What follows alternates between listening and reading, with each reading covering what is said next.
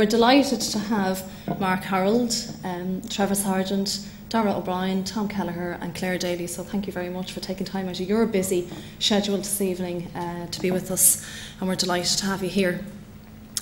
I mean, this time next week we'll obviously know what government we'll have, or there'll be certainly negotiations going on at this stage, and we'll know, who we'll have for the next 5 years.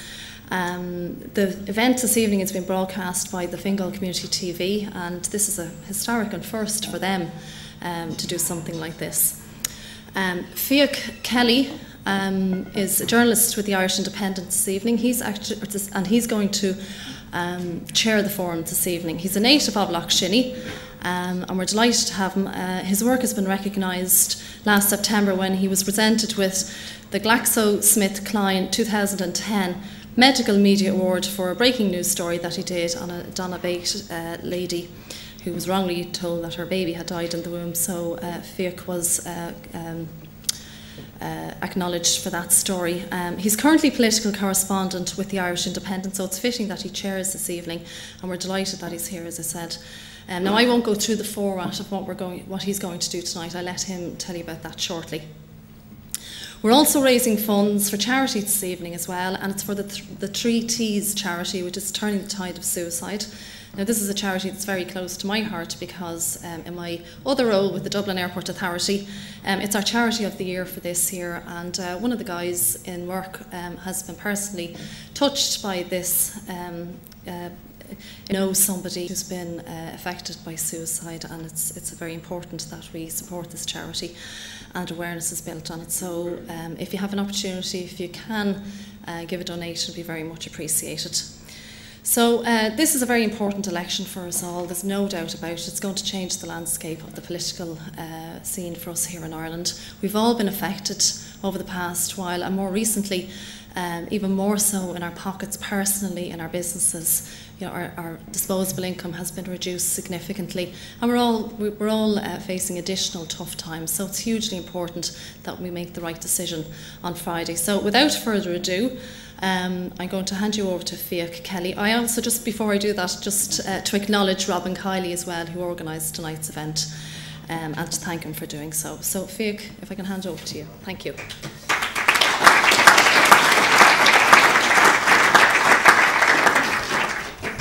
Good evening, ladies and gentlemen, and thanks for that, Siobhan. I'd like to thank you all for coming here, and I'd like to thank the candidates for coming. I know it's only a few days out from an election, and they're all sweating, even though they look comfortable there, they're sweating and they're worrying about their quotas and whether they're going to make it or not. So I'd like to thank each of them for coming tonight. We're down a few: Alan Farrell, James Riley, Michael Kennedy and Brendan Ryan.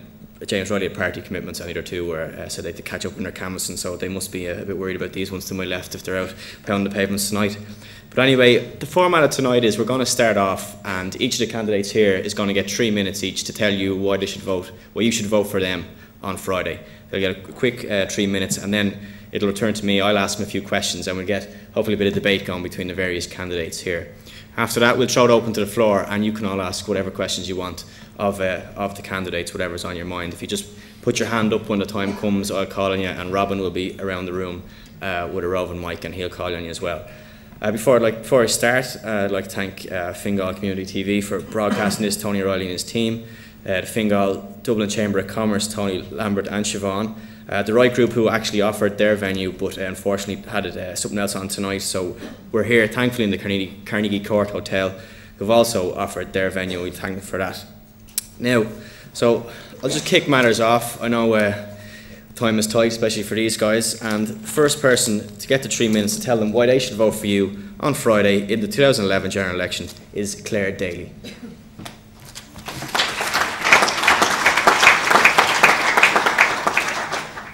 I knew I would pick the short straw, and I think this is the difficult part of the meeting because we're not really sure how this part will pan out, and I think in many ways it's probably just as important, if not more so, that tonight is about an opportunity for you to ask the questions. My name is Claire Daly. I'm a councillor in the Swords ward. I've been re-elected 3 times since 1999. I'm a shop steward for SIPTU in Dublin Airport and a long-standing campaigner on behalf of the rights and interests of ordinary people. I'm standing as a candidate for the Socialist Party and the United Left Alliance. The United Left Alliance is a coming together of a number of the smaller left groups in response to the economic crisis that faces the country, and I'm standing as a TD on a worker's wage with a commitment to take no more than the average industrial wage, because we feel it's very important for anybody who purports to represent the interests of ordinary workers that you've got to experience and live the life of an ordinary worker, and that is a must for us. I think it is a crucial election. The country is on the verge of bankruptcy as a result of the policies put forward by the outgoing government. We know there was a world economic crisis, but the policies implemented by Fianna Fáil, backed up by the Greens, have worsened the situation, not least because of the bank guarantee, which has saddled us with billions upon billions of private debt onto the shoulders of taxpayers in this country. And these were choices that were brought about. A very unpopular decision like the universal social charge, which has impoverished many people, was a choice which raised the exchequer €400 million. Alternatively, had they wanted to, they could have increased capital gains tax, they could have increased the income on the very wealthy sections in society. They chose not to do that.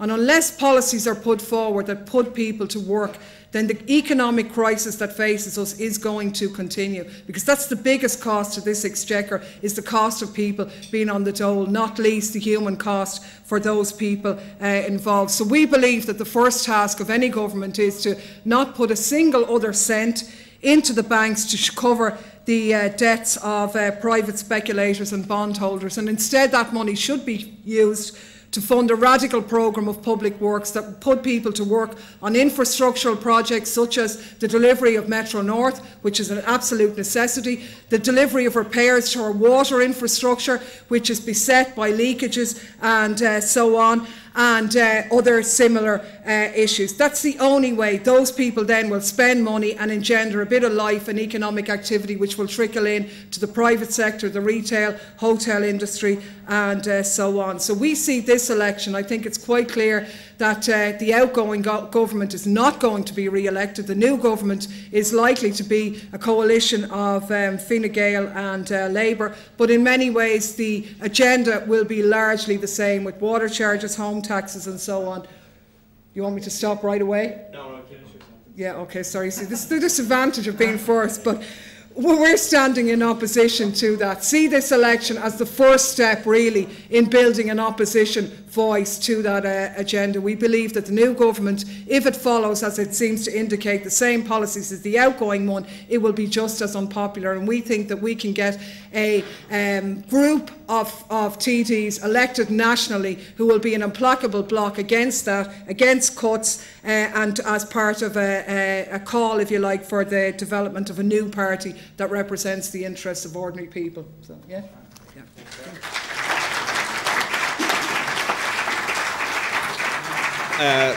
Thanks for that, Claire. Next up is Dara O'Brien.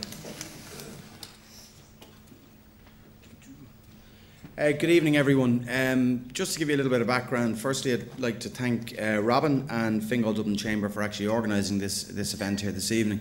I think it is very important. Over the last couple of weeks, a number of us have done our best to attend many public fora across the constituency. Some have decided not to, which I do think is a pity, because I think it's important. What this evening is about is yourselves, and what this election is about is yourselves. A little bit of background about me. I'm 36 years old. I'm a full-time TD.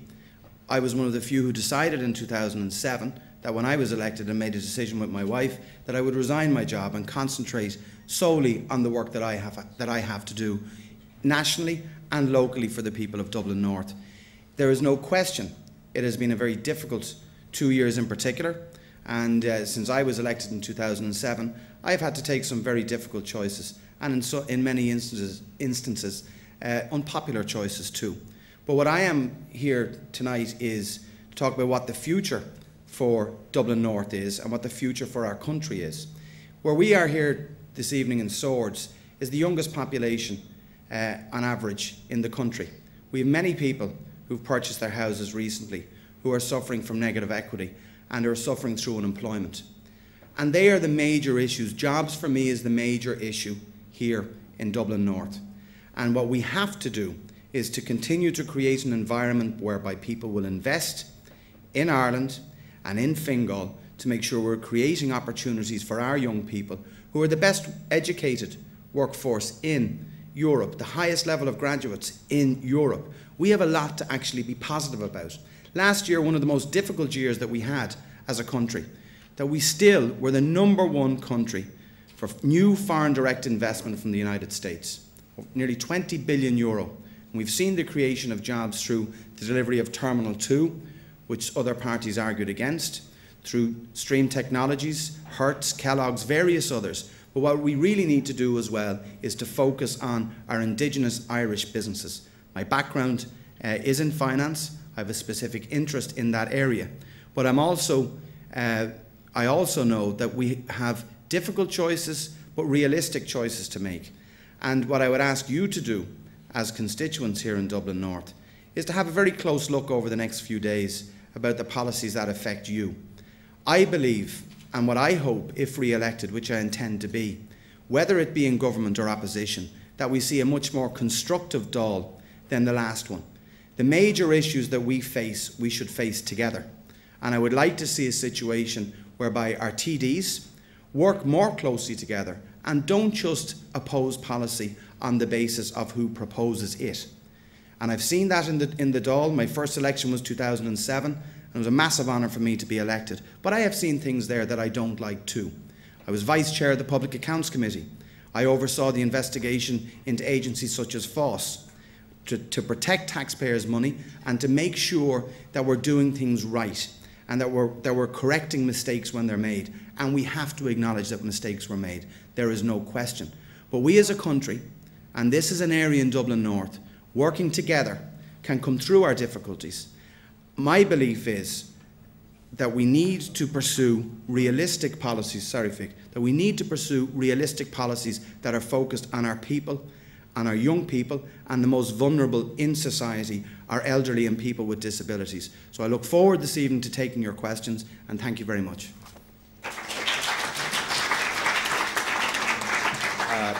Thanks for that, Dara. Next up is Trevor Sargent of the Green Party.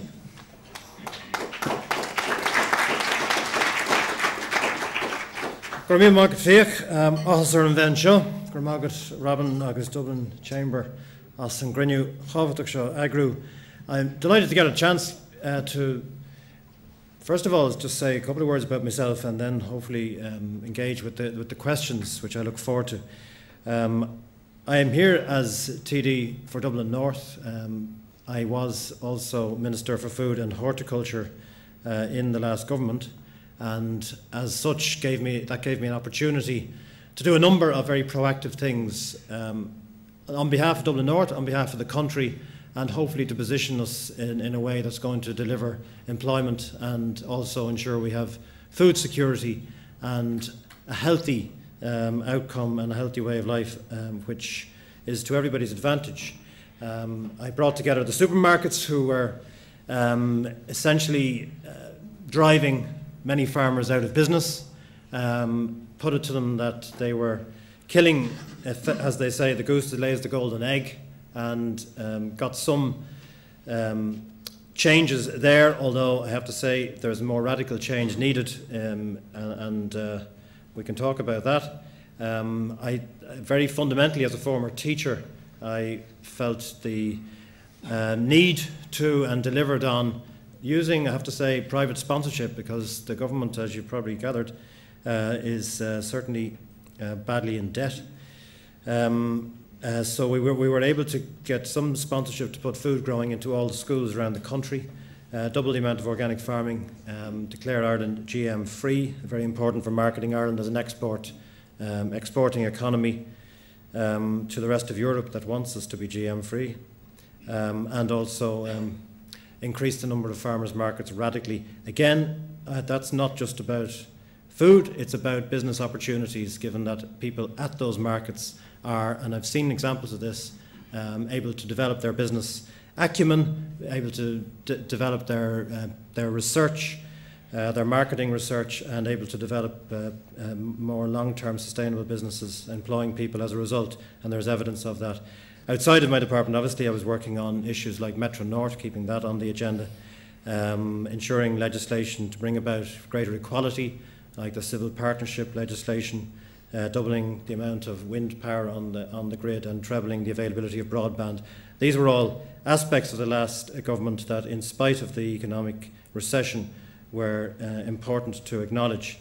When I did resign, I can talk about that, but I don't want to, I was, quite unexpectedly I have to say, told that I was going to be getting 46,000 over a period as a severance. So I regard that, and I think I share some of Claire's outlook in terms of a TD not being different from anybody else and should not be given that kind of largesse. So thank goodness Vincent de Paul at least benefited from something there.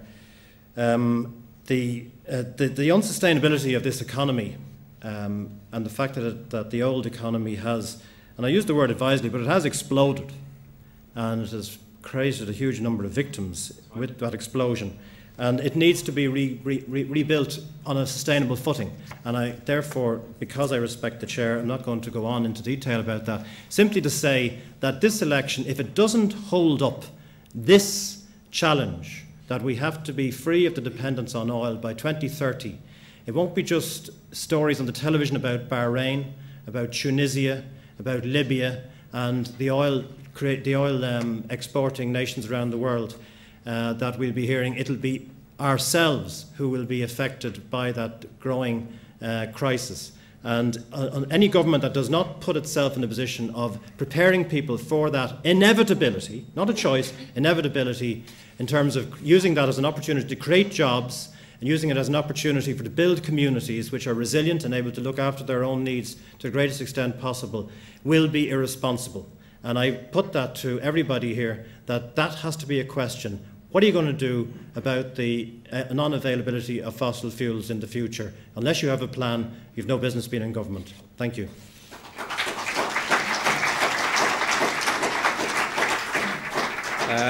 Thanks for that, Trevor. Up next is independent candidate Dr. Mark Harold.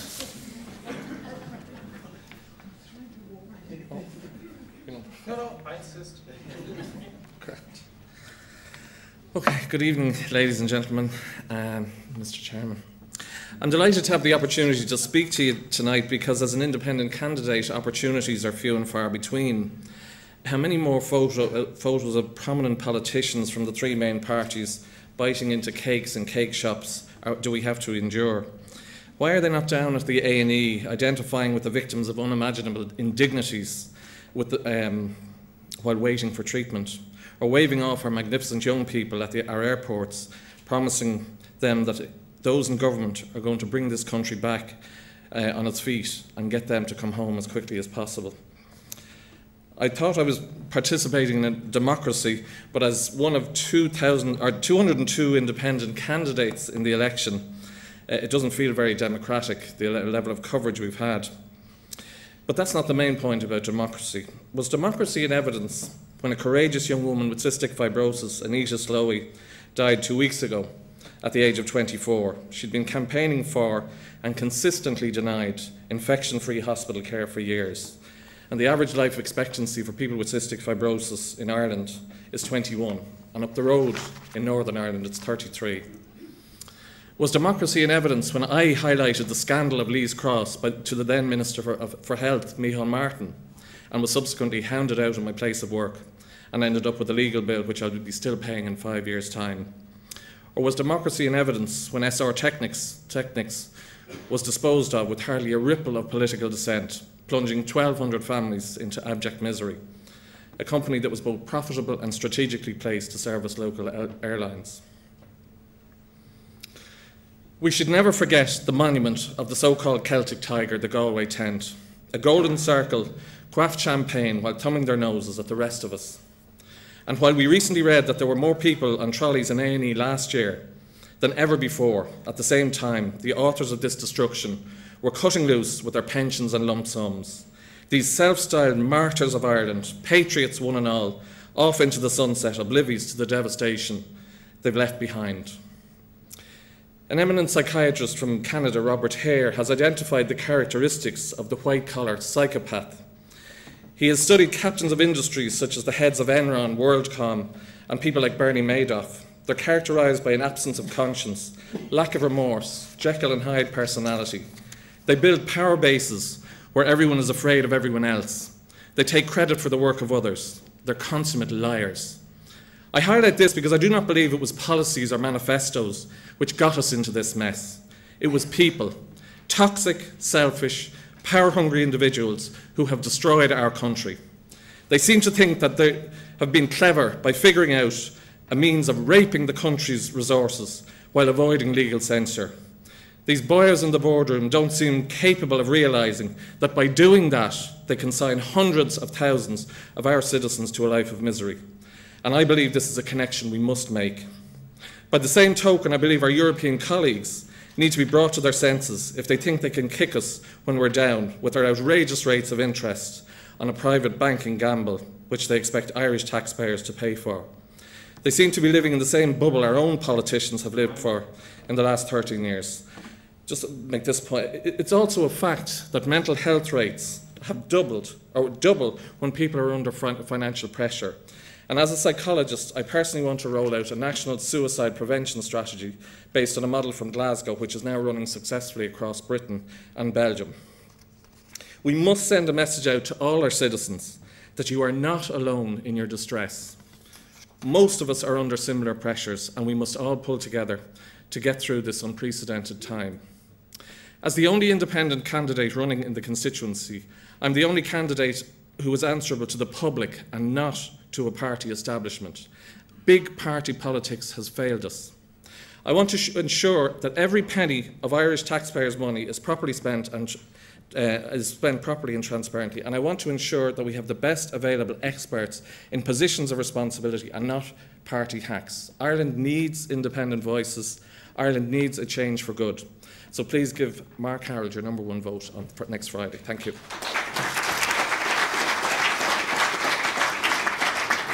Now, Tom, it's your turn now. Sorry for the mix-up.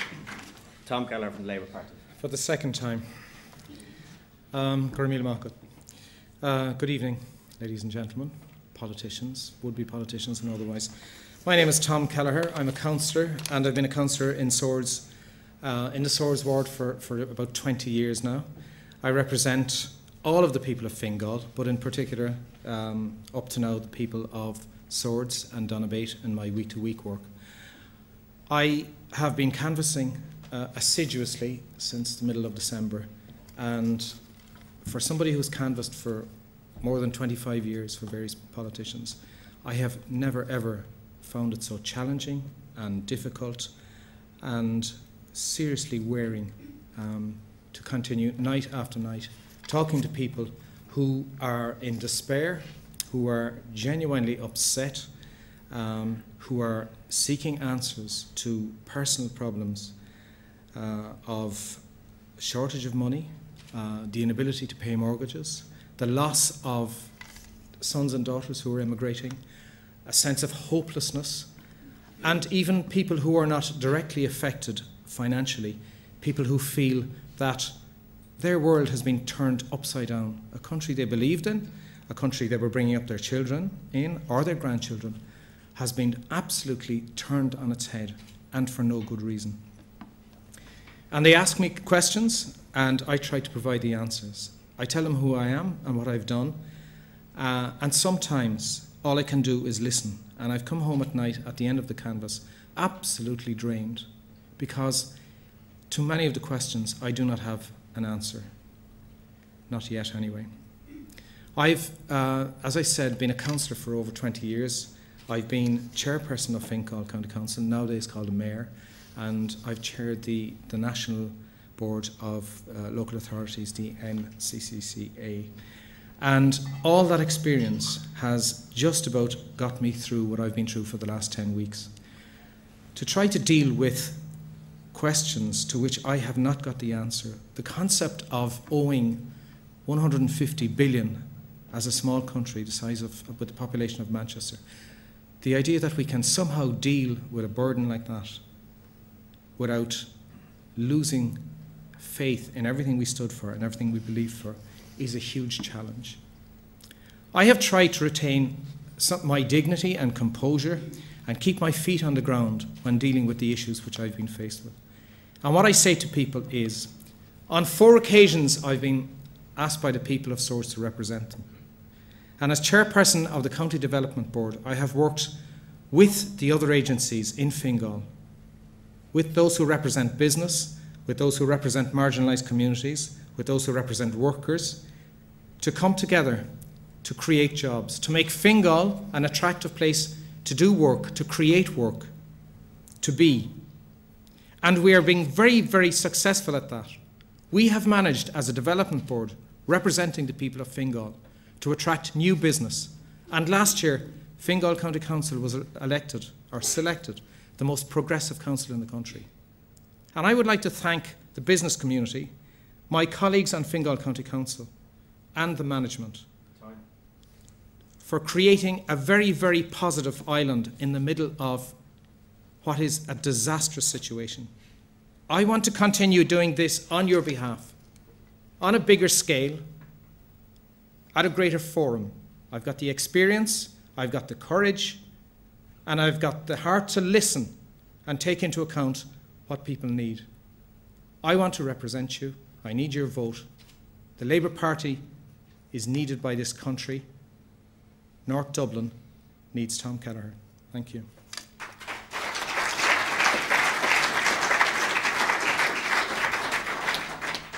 Thanks very much for that, Tom, and thanks to all the candidates for their opening address. I'll now ask a few questions. There'll be a mixture of local and national as well, and if you could keep in mind, if any questions you have yourself, write them down and give us a shout at the end, and we'll address them to the candidates. The first question I suppose I have is that the main issue in this election is jobs. We have a record number of people on the unemployment register. We're told that every person on the dole costs the state €20,000. How would you get people back to work, Tom Kelleher? In a simple answer, by creating employment. I outlined to you a few minutes ago what we are doing, a combination of councillors, of people, of the business community. What we are doing in Fingal could be replicated throughout the country. At the moment, there is a strong possibility that Metro North will materialise as the single biggest creator of jobs, creator of wealth, creator of new opportunities in Dublin North. As chairperson of the Planning SPC in Fingal, we have spent the last 2 years planning every single detail that needs to be put into place for the arrival of Metro. I recently dropped a leaflet in Swords outlining exactly what it will take, the kind of money needed, the support we have from the European Investment Bank, the ESRI, and the RPA. This is our single greatest opportunity.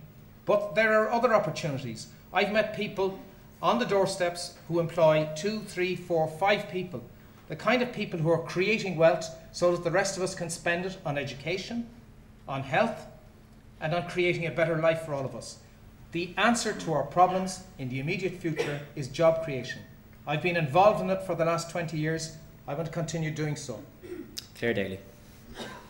Yeah, I think the scale of the problem is such that it is, at the present juncture, beyond the scope of the private sector to deal with, and unless there's a radical intervention at state level, then the problem can't be addressed in the manner in which it manifests itself. I think rather than putting the 10 billion earmarked for AIB and Anglo in the next period, that money should be used instead to invest in the infrastructural projects I outlined previously, in R&D in terms of some energy and alternative energy and so on.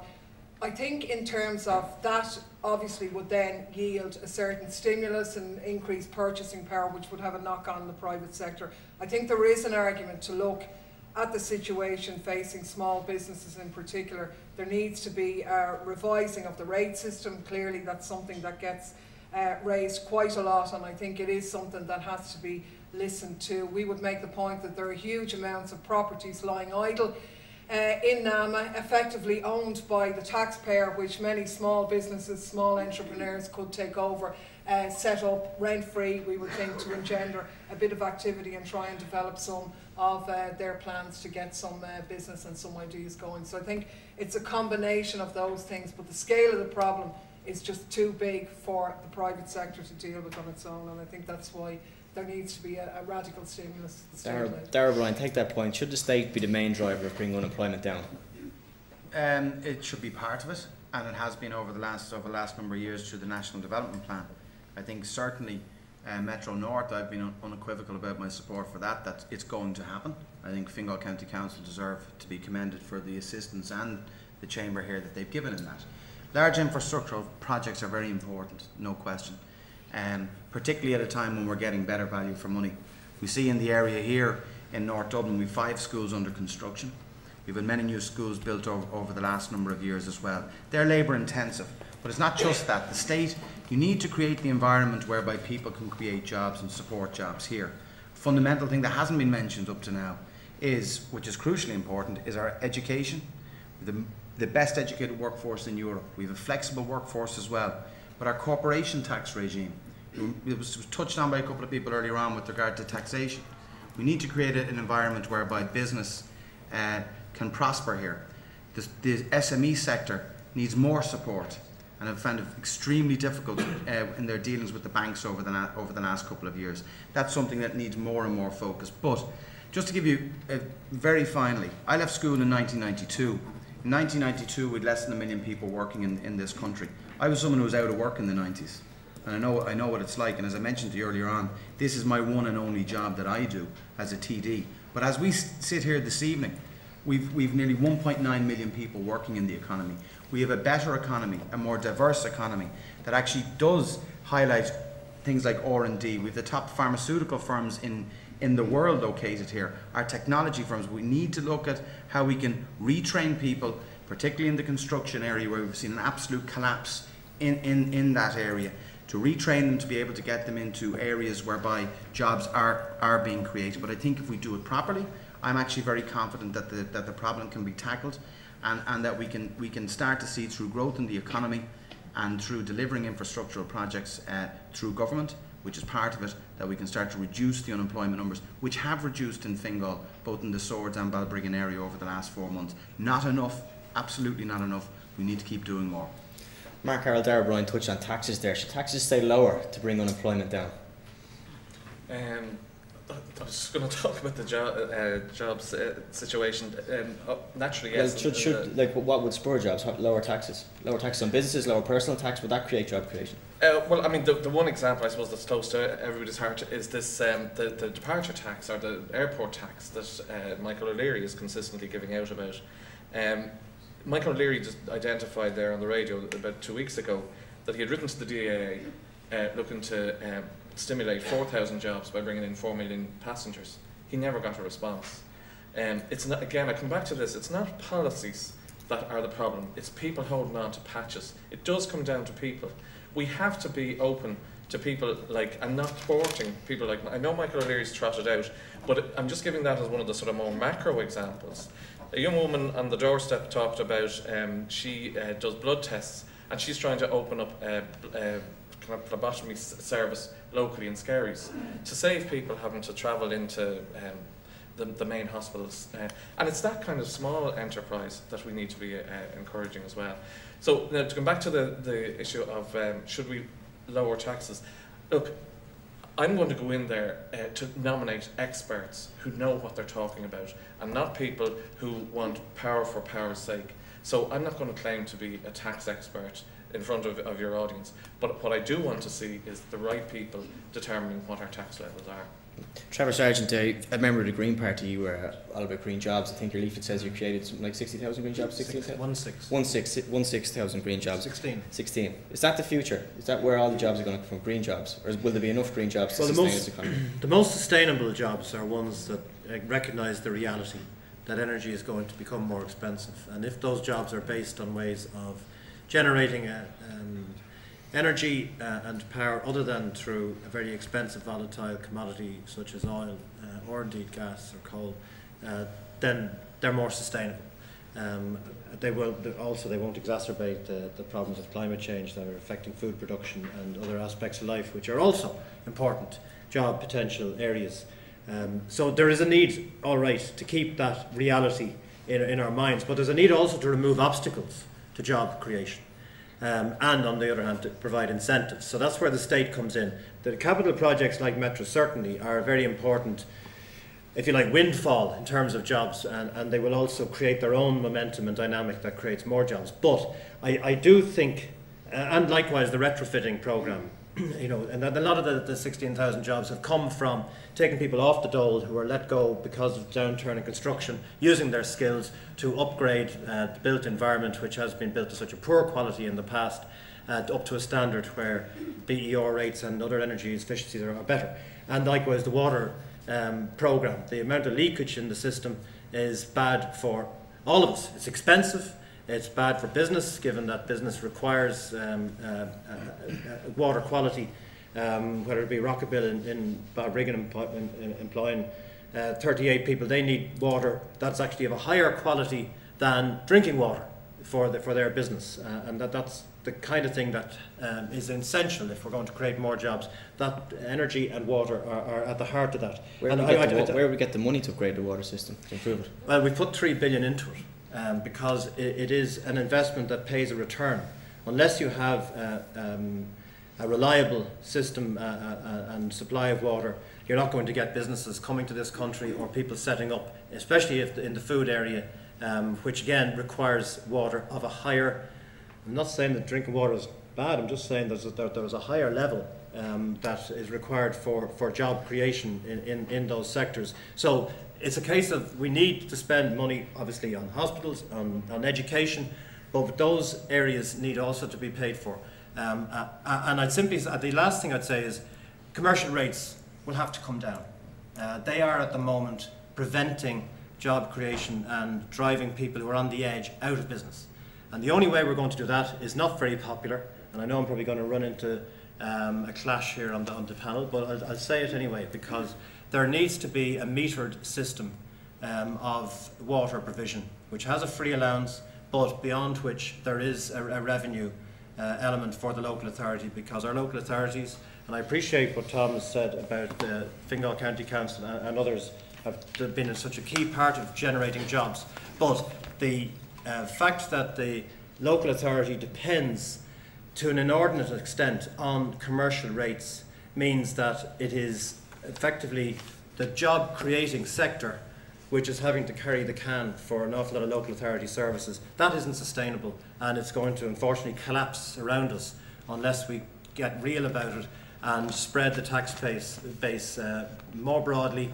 And I'm not talking about penalising, I'm talking about ensuring that we can generate jobs. And if we're not generating jobs, then I don't think we're doing our job. Claire Daly, is he right? Should we introduce water meter charges or metered water charges from now on? No, he isn't, and he's obviously hiding the reality that the reason why there's an excessive burden, if we say in a Fingal context, on the commercial sector in terms of rates, it's because of the appalling lack of subsidy at government level. Fingal has been one of the fastest growing areas of the country. More and more taxpayers, if you like, living here, paying our taxes to central government, and that government has failed to give an adequate allowance back to the local community.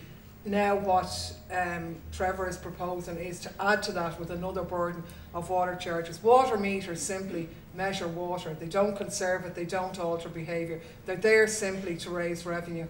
We would say that if they were really serious about water conservation and that point of view, they would be investing in fixing the leaks, which in some instances are 50% of the water, of treated water, goes back into the ground. They would be investing in we've had a green minister in the Custom House where there hasn't been rainwater harvesting programme implemented in that building or all public buildings. These programmes would put people to work and would conserve water in a manner which would save that and cut across that wastage. So to us, water charges, but metered or not, are a double taxation. We've paid for them already in our central taxation. Darragh Bryan shaking his head here. Absolutely not.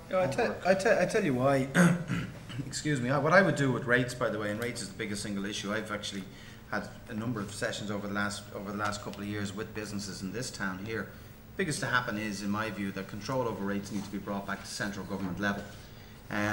You know, sometimes in Fingal, and we have a very good local authority, but our councillors give this view is that Fingal County Council has no money.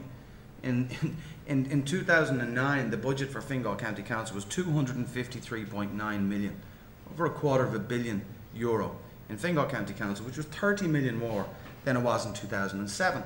Now, I'd commend the manager on certain things, such as the savings that they made the following year, of which 7 million was repatriated from central government, which allowed there to be a reduction in rates. But what I think is, you know, our councillors are elected, and our mayor and our chairs of our special policy committees are elected by the people of Fingal to manage their area. Now, it's not just all down to money. Of course, every department has to try to do more with less. But this idea that if our councillors just simply keep blaming the fact that they believe that they don't have any money or less of a subsidy, well, then should we have any councillors at all? Because what the responsibility, and the current council, and I don't want to be overly political, is a Labour council. The last council was a Fine Gael Labour council, where we have seen increases in business rates. Thankfully, in the last 2 years, we have seen small decreases, and I commend them for that. But by the way, the last significant decrease in rates was the year before last, which only passed, and I just want to say this, Fig, only passed a budget by one vote, and where Fine Gael en bloc voted against that, and I would commend Labour for actually supporting that at the time. But I think, look, we are where we are, but unless rates and savings to businesses need to be passed on quicker, and if they can't be done by our local authorities, they should be done by central government, whoever is in government. Tom Keller, you're a Labour mayor, there's a bit of criticism of you there. How would you alleviate the burden on rates? I'll tell you exactly what the position, and my deputy colleague on my right here is correct.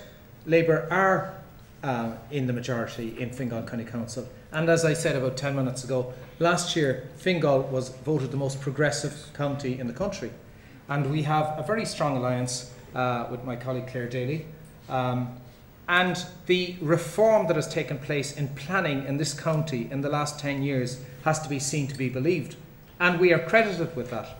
There is a fundamental flaw in the way in which local government is funded. Some years ago, Fianna Fáil abolished the one system there was of funding local government, domestic rates, and it has never been replaced. Local government should be funded from tax and excise duty spent locally, so that every time you fill up your car at the garage or every time you pay VAT in Fingal, that money should be ring-fenced for expenditure in the Fingal area. At the moment, the road infrastructure in Fingal is collapsing, particularly out in the rural areas, despite the fact that people are paying excise duty for petrol, they're paying taxes on their cars, and every time they buy a part for their car, they're paying VAT. There is no joined up thinking between what we spend and what is used at local government. Instead of strangling local government, in fact, last year, central government took money from local government. We had a community centre organised.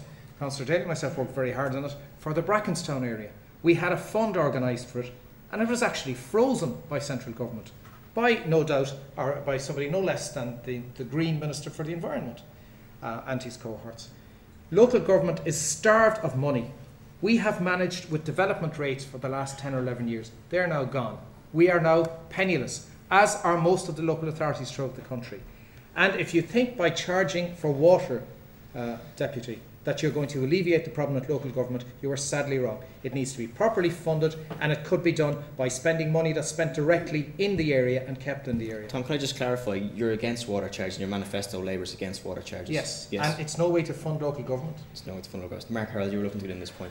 No, I just think the problem, I believe, in all of these issues, and I mean, taking water as an example, is accountability.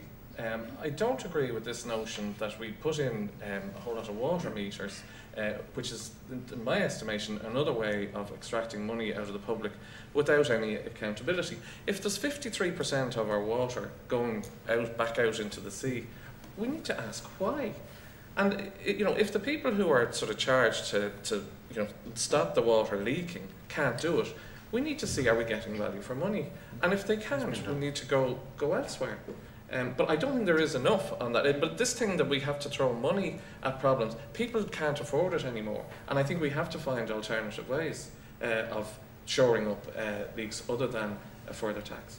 Look, I did say earlier, 3 billion was being put into local authorities to deliberately ring-fenced to fix the leaking pipes. There's 4,000. When is that going to happen as well? You asked the council. They have been given money to get on with that. Is this in the last week? No, I can tell you a number of local authorities that are.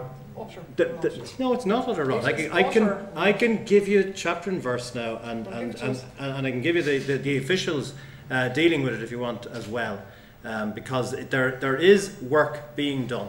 There are people being employed. There is leaks being fixed. There is a need for it to happen because we are not able to sustain the ability to give ourselves, in this particularly in this part of the country, water at the current rate of use, which is growing at twice the rate of population increase. Now, that is a fact, and unfortunately for everybody, it's a fact. Certainly if you're in government, you will not be able to overlook, otherwise you will be in even worse situations than the water shortages that we faced in the recent past, and that will be bad for everybody, anybody in a domestic situation or in a business situation. It's a question of living in the real world. Other countries regard water as a resource. It has to be paid for. We tend to hide the payment by saying it'll come out of central taxation. Well, that money is money that also could be going to a hospital. It could be going to a school. It could be going to any number of services, but we pretend that somehow it's free because it comes out of the sky. It doesn't. It has to go through what is like a factory, and there's only so much capacity in each of those water treatment plants, and if we just think that it's a bottomless pit, it will run out and we'll be stuck. And I think it's irresponsible to say that water meters don't encourage conservation. I have a meter for my electricity, therefore I don't leave the light on. I have a meter for my gas, therefore I don't leave the heat on. It is a basic fact of life that if it's been measured, whether you're paying for it or not, you're more aware of the usage. And if you have a free allowance, you're certainly more aware of staying within reasonable limits so that you're not going to be in a position that you have to pay. I agree it's not about revenue raising altogether, but it is certainly about controlling the use to recognise that it is a cost to supply water. How much would the free allowance be, and how much on average would householders be paying a year? That hasn't been decided because we don't have the meters yet. So it really, it's a case of, walking before you run. And the first thing is fix the leaks. The second thing is put in the meters. That'll tell you if there's any other leaks as well, because the meter will run if there's a leak. And the third thing is to organise the system in as fair a way as it can be, learning from other countries, all of which have water charges, by the way, and making sure that we have the fairest system for everybody. Claire Daly, then we'll move on to a different Very topic. briefly, treated water is expensive, and it is true that monies are being spent on fixing the leaks, but it is not 3 billion, and it has been nowhere near the figure of 3 billion. Nationally. And it is nowhere near the figure of 3 billion nationally. What has been put aside is the equivalent of 300 million at the moment for meters. Now the point about that is that there is huge leakage already which has not been addressed. The pipe work in Dublin alone is 1,900 kilometres from here to San Francisco of pipe work in Dublin alone. 20% of it is over 80 years old and has not been fixed and is leaking. People in Ireland, the monies need to be addressed there first, and they're not being addressed there first. People in Ireland, through no fault of their own, use twice as much water as our European counterparts because of the way in which houses and building regulations are set up. When we flush the toilet, we use more water. Our equipment is not set up to deal with rainwater harvesting, and all of these measures which could reduce the amount of consumption. So while those issues aren't being addressed, the proposal of the current government is instead to charge us without bringing in those measures, which I think is completely the wrong way around. We stopped that. Wrong way around. I agree. And the figures are about €800 a year is what's been spoken about. Okay, you're speaking about. We'll move on to a different topic. Metro North, everybody here says it's an important issue. Is it realistically going to go ahead in the next 5 years, Darragh Bryan, and where's the money going to come from? Yeah, well, absolutely it is. There's no question of it. There's been a lot of work has been done up to now. A lot of money, has been spent on it up to now. I think it's a crucial part of our infrastructure, not just for North Dublin, and not for the whole East Coast and for the Dublin region. What we have here is with the capital of Swords, of Fingal, does not have a rail network into the city. Our airport does not have a light rail network servicing it. What my belief is, and absolutely, if we're back here in 5 years' time, we will see it. I think the council, to be fair, have done a phenomenal amount of work on it. It's costed. We can do it for less now. The figures stack up that for every €1 invested in it, the taxpayer will see over time about a €1.37 return for it. The jobs it will create, 6,000 under construction, between 5,000 and 6,000, and the potential for 36,000 new jobs in the area. It's a must. It will happen. I've never, ever once, other parties have wavered, and Tom would have jumped in as well to ensure that Labour have, and in fairness, he's been committed to it, but that we weren't unequivocal about it. Investing in our capital projects are crucially important. The better the infrastructure we have, if we look now, we have at our Northern Rail line, the Metro will lead then with the interconnector in town that we can get the Dart out to Balbriggan. We have our Port Tunnel, we've had our upgrade of our M50, we have the M1, we have Terminal 2.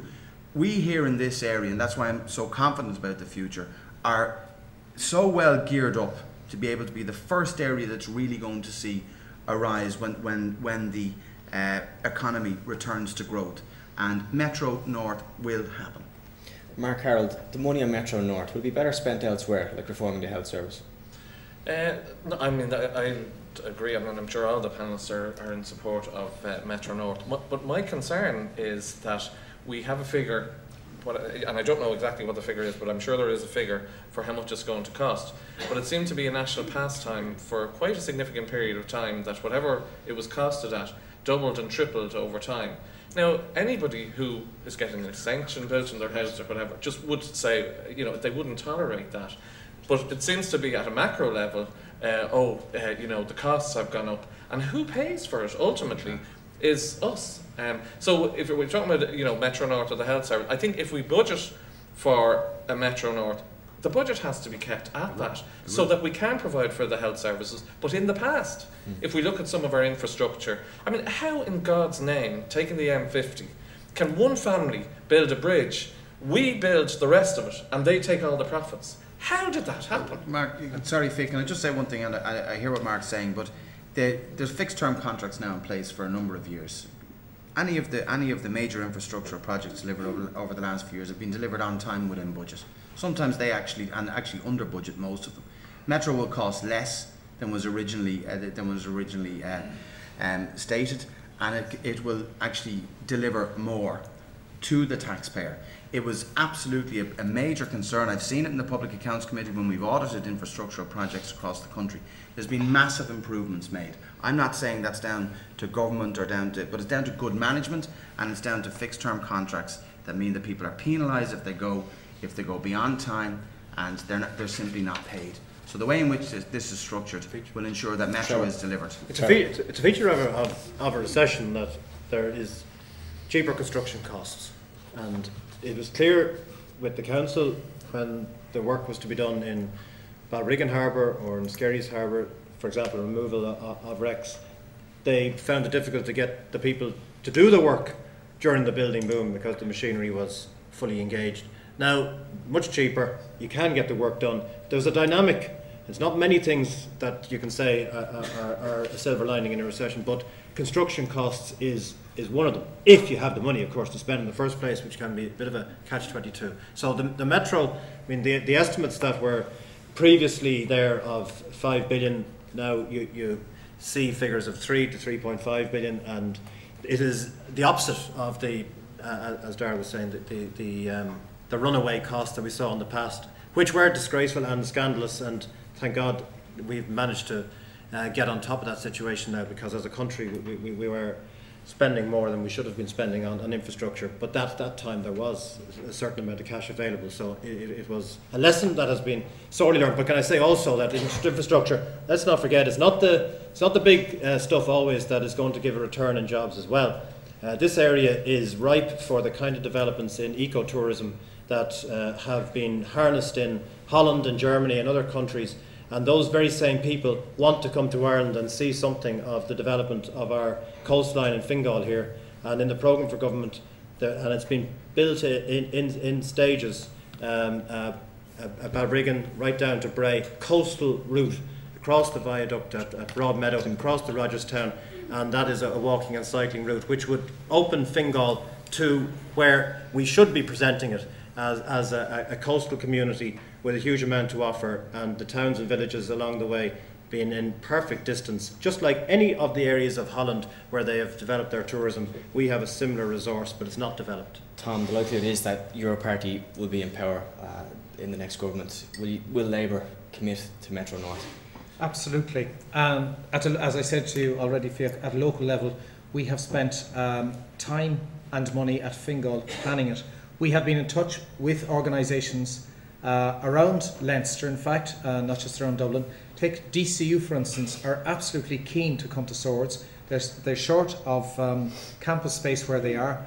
They tell me it would take 12 minutes for one of their students to get from DCU to Swords. It takes 20 minutes to walk from one side of UCD to the other. It's more about money. It's the actual will to want to do something. If you take something like over the last 10 years, there was quite an amount of money and there were budget surpluses. And yet we had towns in North Dublin, Malahide and Swords, where children were attending schools in second-rate prefabs for years on end. Yet the money was there. If you have the will to do something, it can be done. Those prefabs should not have existed. They should have been proper buildings put in place. We had the money, but the will wasn't there to do it. The will is there to develop Metro North. The money will be found. Claire?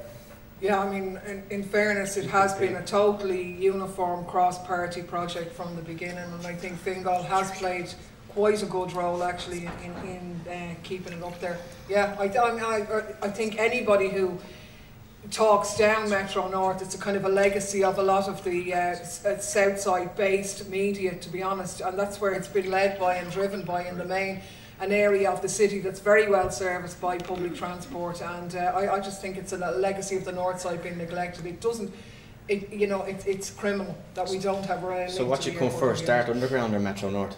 Which? What should come first, Dart Underground or Metro North? The Dart tunnel under the Liffey that would connect the whole system? I think Metro North is key because it's you're isolating half of the city almost. Now that's an exaggeration. Obviously half of the city isn't it, but a huge chunk of it, you know. But I think they should be ideally developed in tandem. There's plenty of construction materials and idle construction workers, so why wouldn't you do the two together, you know? But it's a must, and I do think there is a lot of goodwill towards the project, and I think that's absolutely necessary because we're going to have to keep batting for it, to be honest, you know. We'll take one more topic, then we'll open up to the floor, so if anybody has a question, just be ready. I'm conscious of the fact there are no Fine Gael candidates here to defend this, but I'm going to throw it anyway. They say the HSE should be abolished and start again, and we'd have a private health insurance system. What's your take on that, Mark Harold? I have to be a bit careful here. I actually work for the HSE as a psychologist. There is no question that it has been inefficient, and again I feel that there has to be a bottom line. I cannot understand how executives were awarding themselves bonuses while our A&E trolleys went up. I'm a behavioural psychologist. There is a bottom line.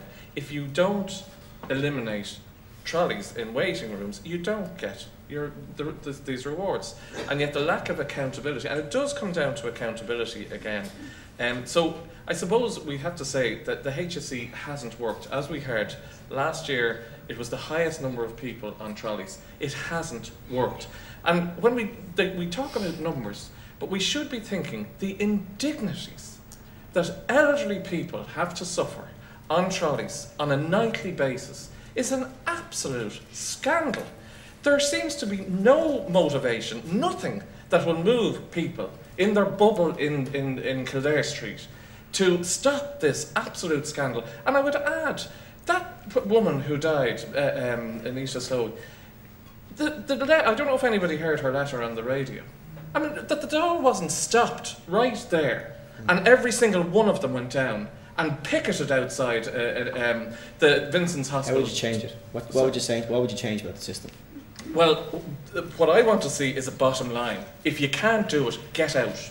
You have no place in overseeing a health service. So you have managers here. Well, I mean, there has to be a bottom line. There has to be somebody who is responsible. So people are allocated responsibility. But what we do know is that when the health boards were eliminated, it was not replaced, but further layers of bureaucracy were placed on top of that. Now, in saying this, I work in the HSE, and there are fantastic people that I work with, including people in management. But it has lost its way. And I'm afraid the bottom line in the past has been our Minister for Health was more interested in attending the Super Bowl in Arizona than attending to the horrendous sets of circumstances here in Ireland. Darragh. Yeah, Fiach, if I could say, firstly, to answer your question, and it is a pity there's no one from Fine Gael here to defend their policy, but their policy on health is indefensible. What you're talking about is privatising the health service. Effectively, you're talking about setting up trusts in each hospital. You're talking about, they're saying, well, that medical card holders will be exempt, children in the country will be exempt. Who's going to pay for it then? So you're down to about 1.6 million people. So what it means is an additional tax for people. What it means is an insurance company run health service. And Mark has said it, he's in the HSE. There are certainly issues, there's no question, major issues with regard to how the HSE operates. But what I would say, and the one thing that Mark didn't mention this evening either, is the consultants. The big elephant in the room is the consultants. And the consultants and how they operate and their contracts. God knows, and I'm not going to bother taking a pop at anyone and hairdos and Super Bowls and all that. That's inconsequential to the operation of the health service. If you do not have 24 hours a day, 7 day a week consultant cover, you will never clear people through the health system. As we're sitting here this evening, about 30%, approximately 30% of the people in Beaumont Hospital this evening could be at home. They could be at home, they would rather be at home. You can't discharge someone over the weekend or after 12 o'clock on a Friday.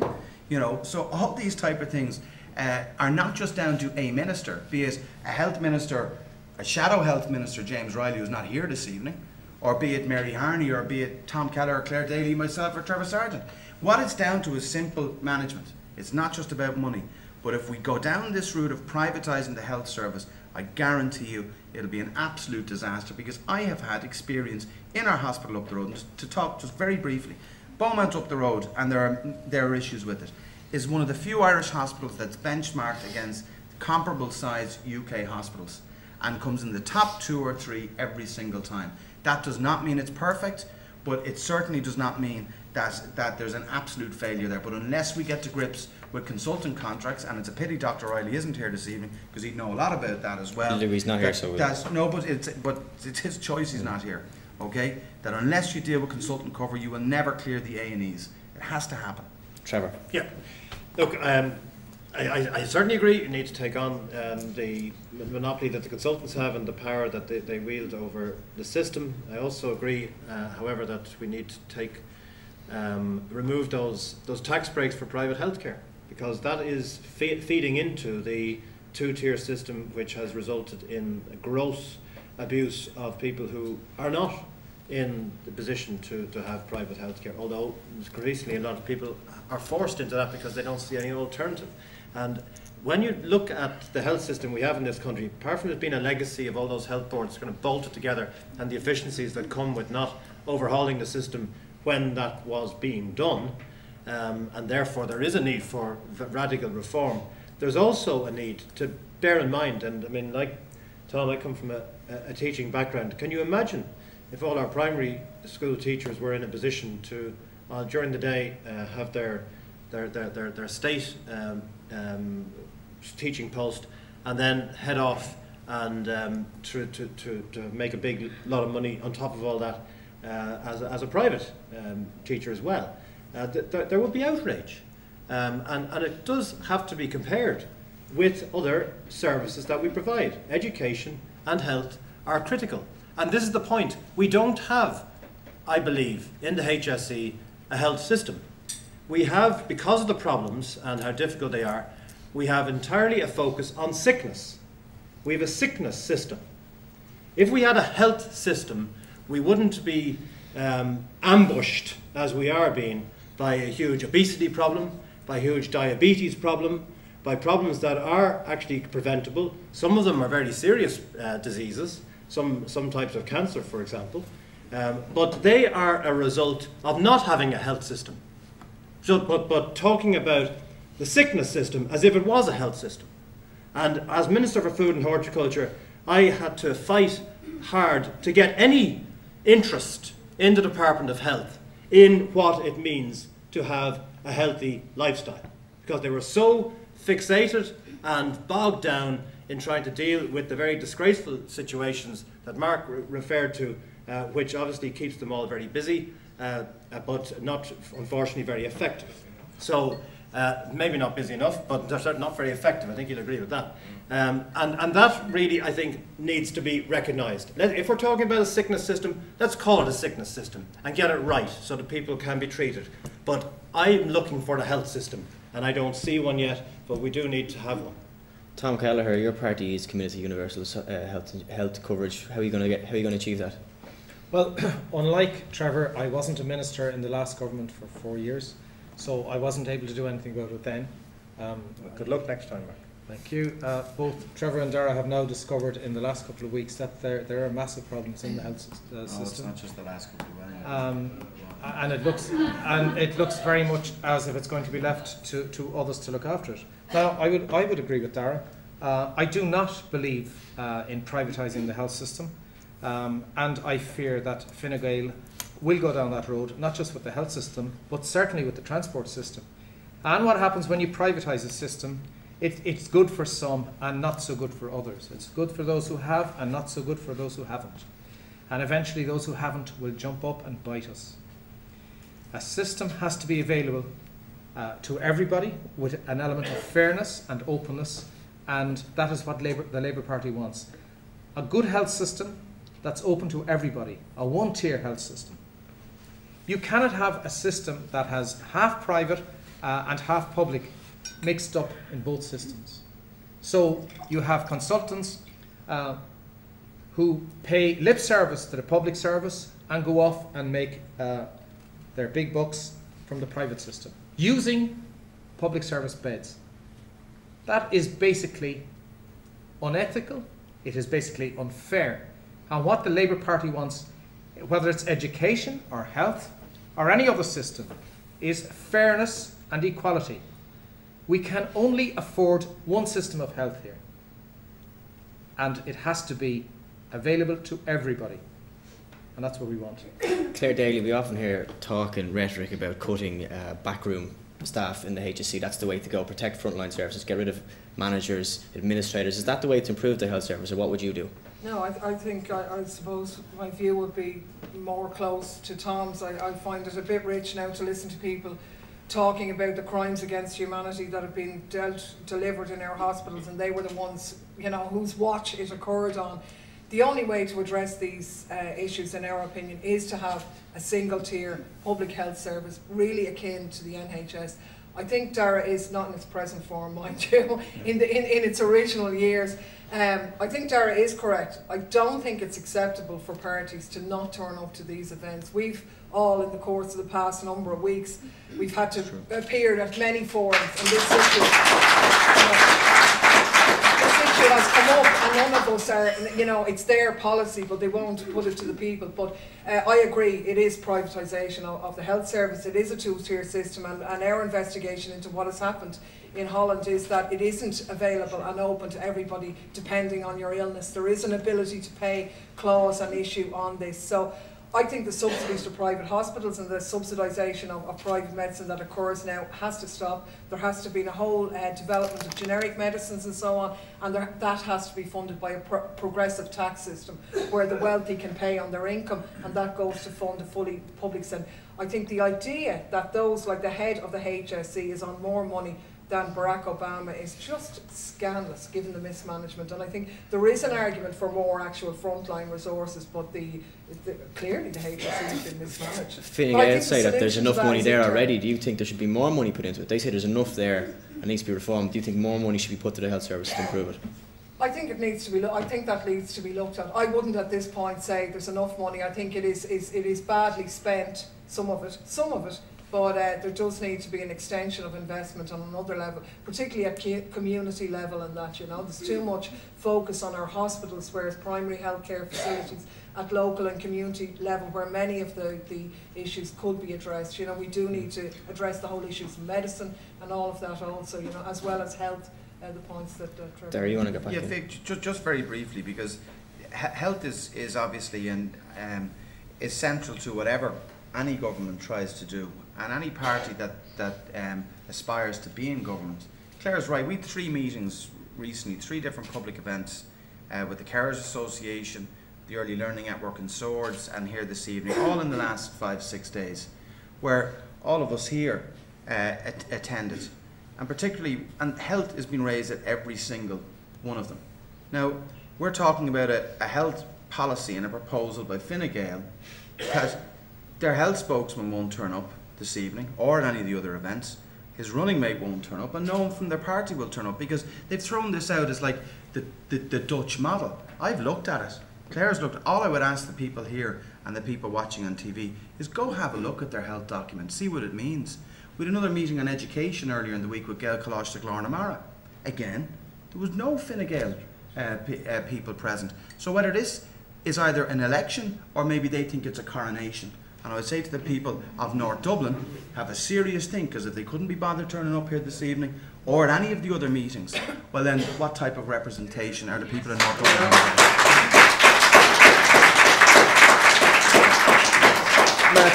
Mark Carroll, you're an independent, you're campaigning on health issues, but what kind of a voice can you really have in the next Dáil? Well, one thing that we know is that big party politics has failed the people. As an independent, I want to be... On the health issue. On the health, but the health issue is the same as the broader issue. It comes down to people. It comes down to motivation. Are we motivated to do it, or are people motivated to extract the most money for themselves, to spirit it away? How many more houses do these people need? So what I want to see is accountability. What I want to see is it's not party hacks who are going to be appointed. It's not party, and this is why I'm quite concerned. And even in the, with all of the sort of awareness that is around, Leo Varadkar, for instance, has €150 a plate, dinner the other day. Is it going to be more of the same?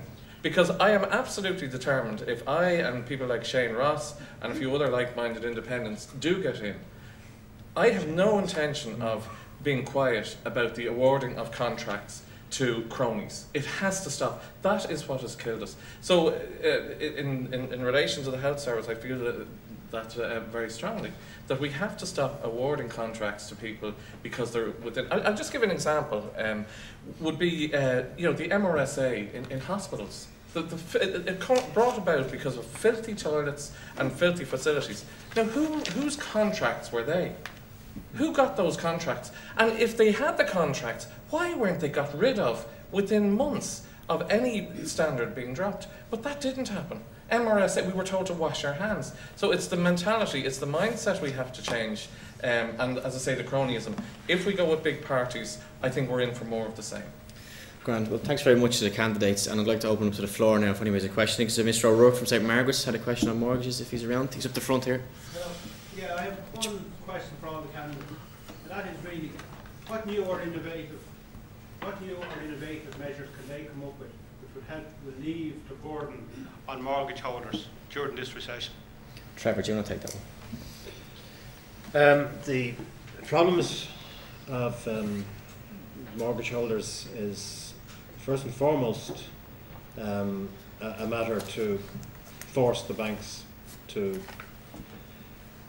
first of all not move in for repossession.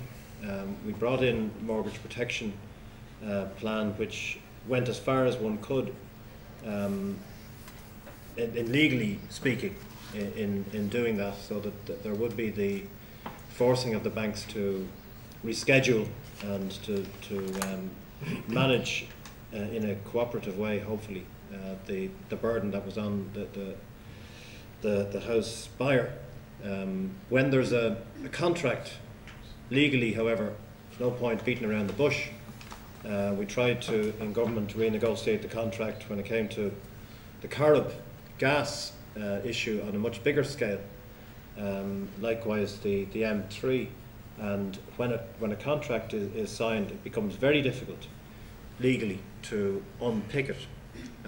So there is unfortunately a limited intervention unless one is to take on the debt as a state debt, which would, I think, be completely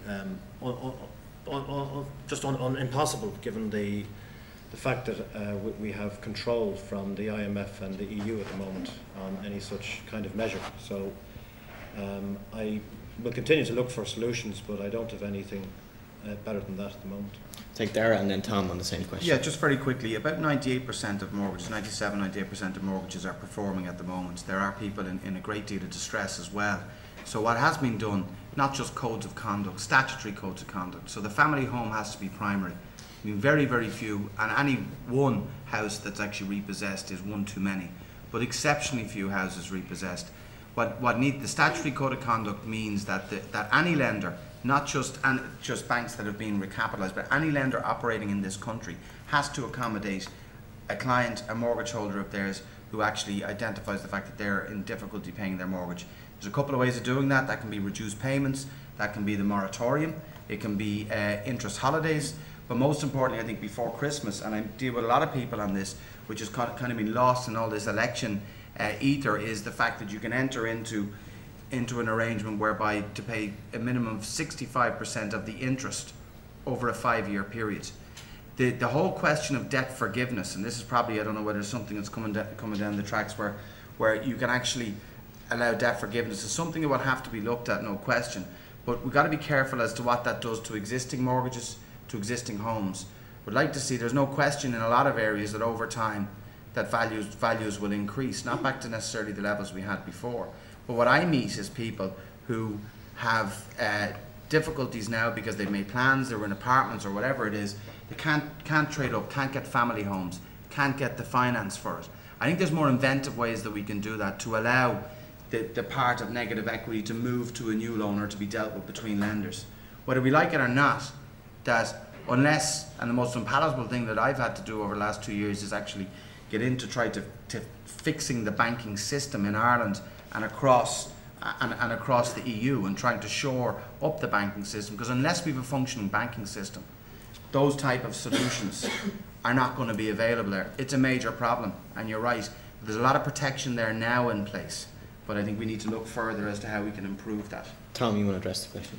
Well, the Labour Party policy is I think, at least threefold, but primarily it's going to demand a moratorium on the repossession of homes for people in trouble. We're going to create an agency that would have a statutory function to intervene and mediate where people in serious financial trouble are likely to lose their homes.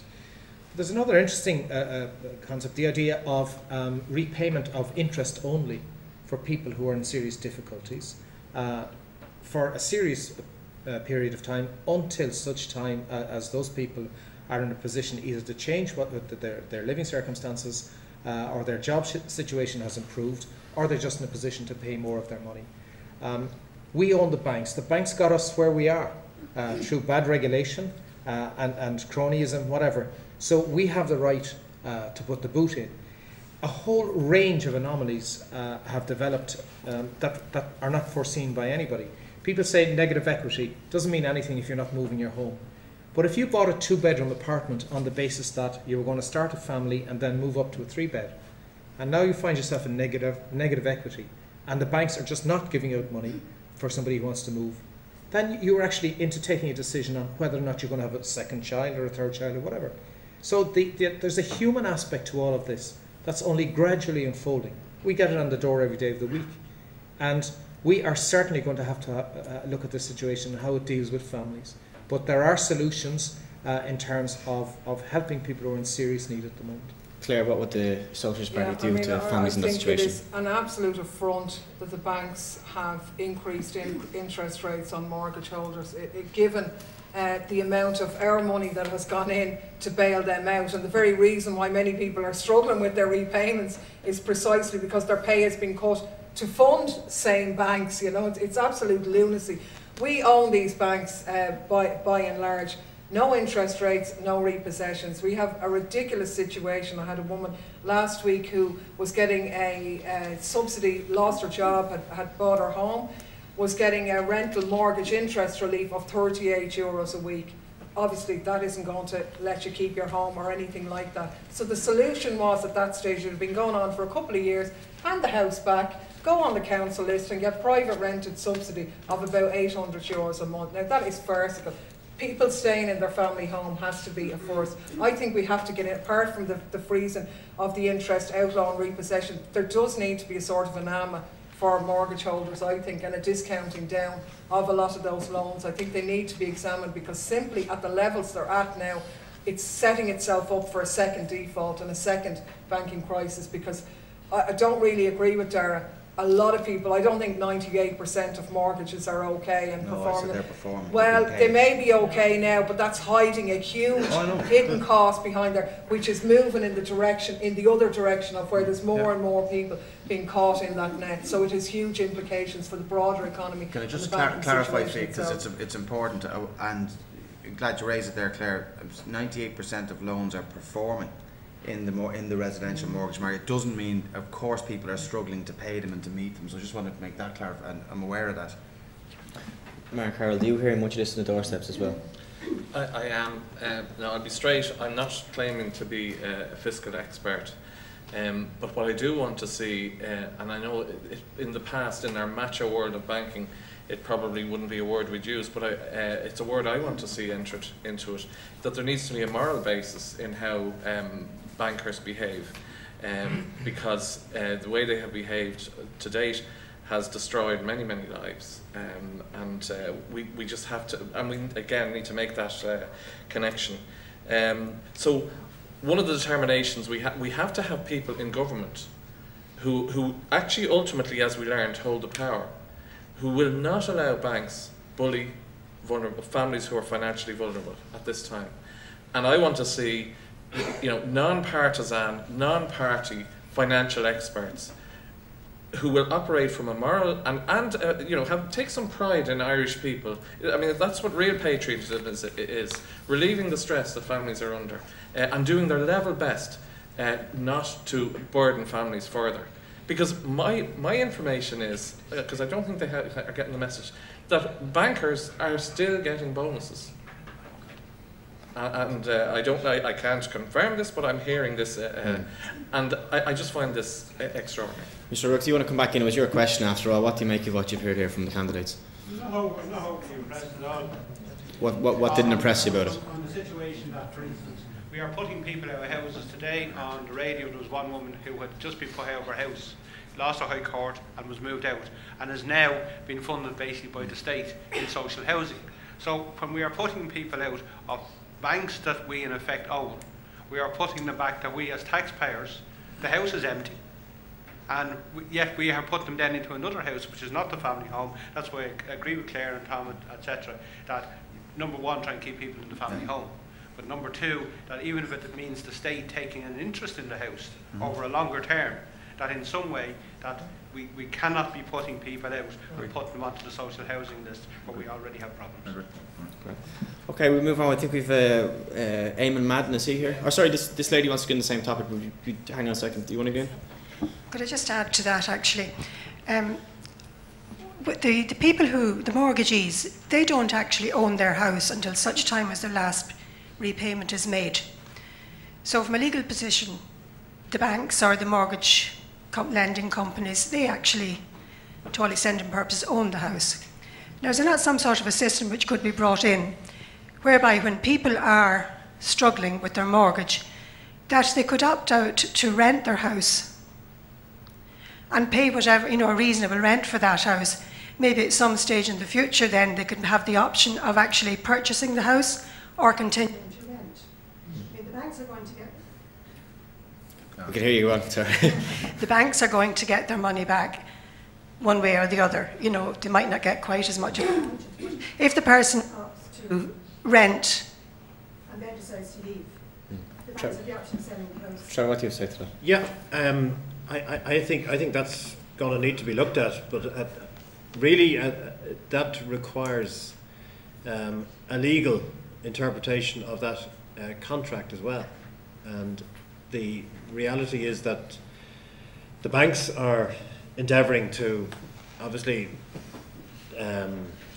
be a commercial entity, given that they have failed and gambled away the kind of reserves that they had.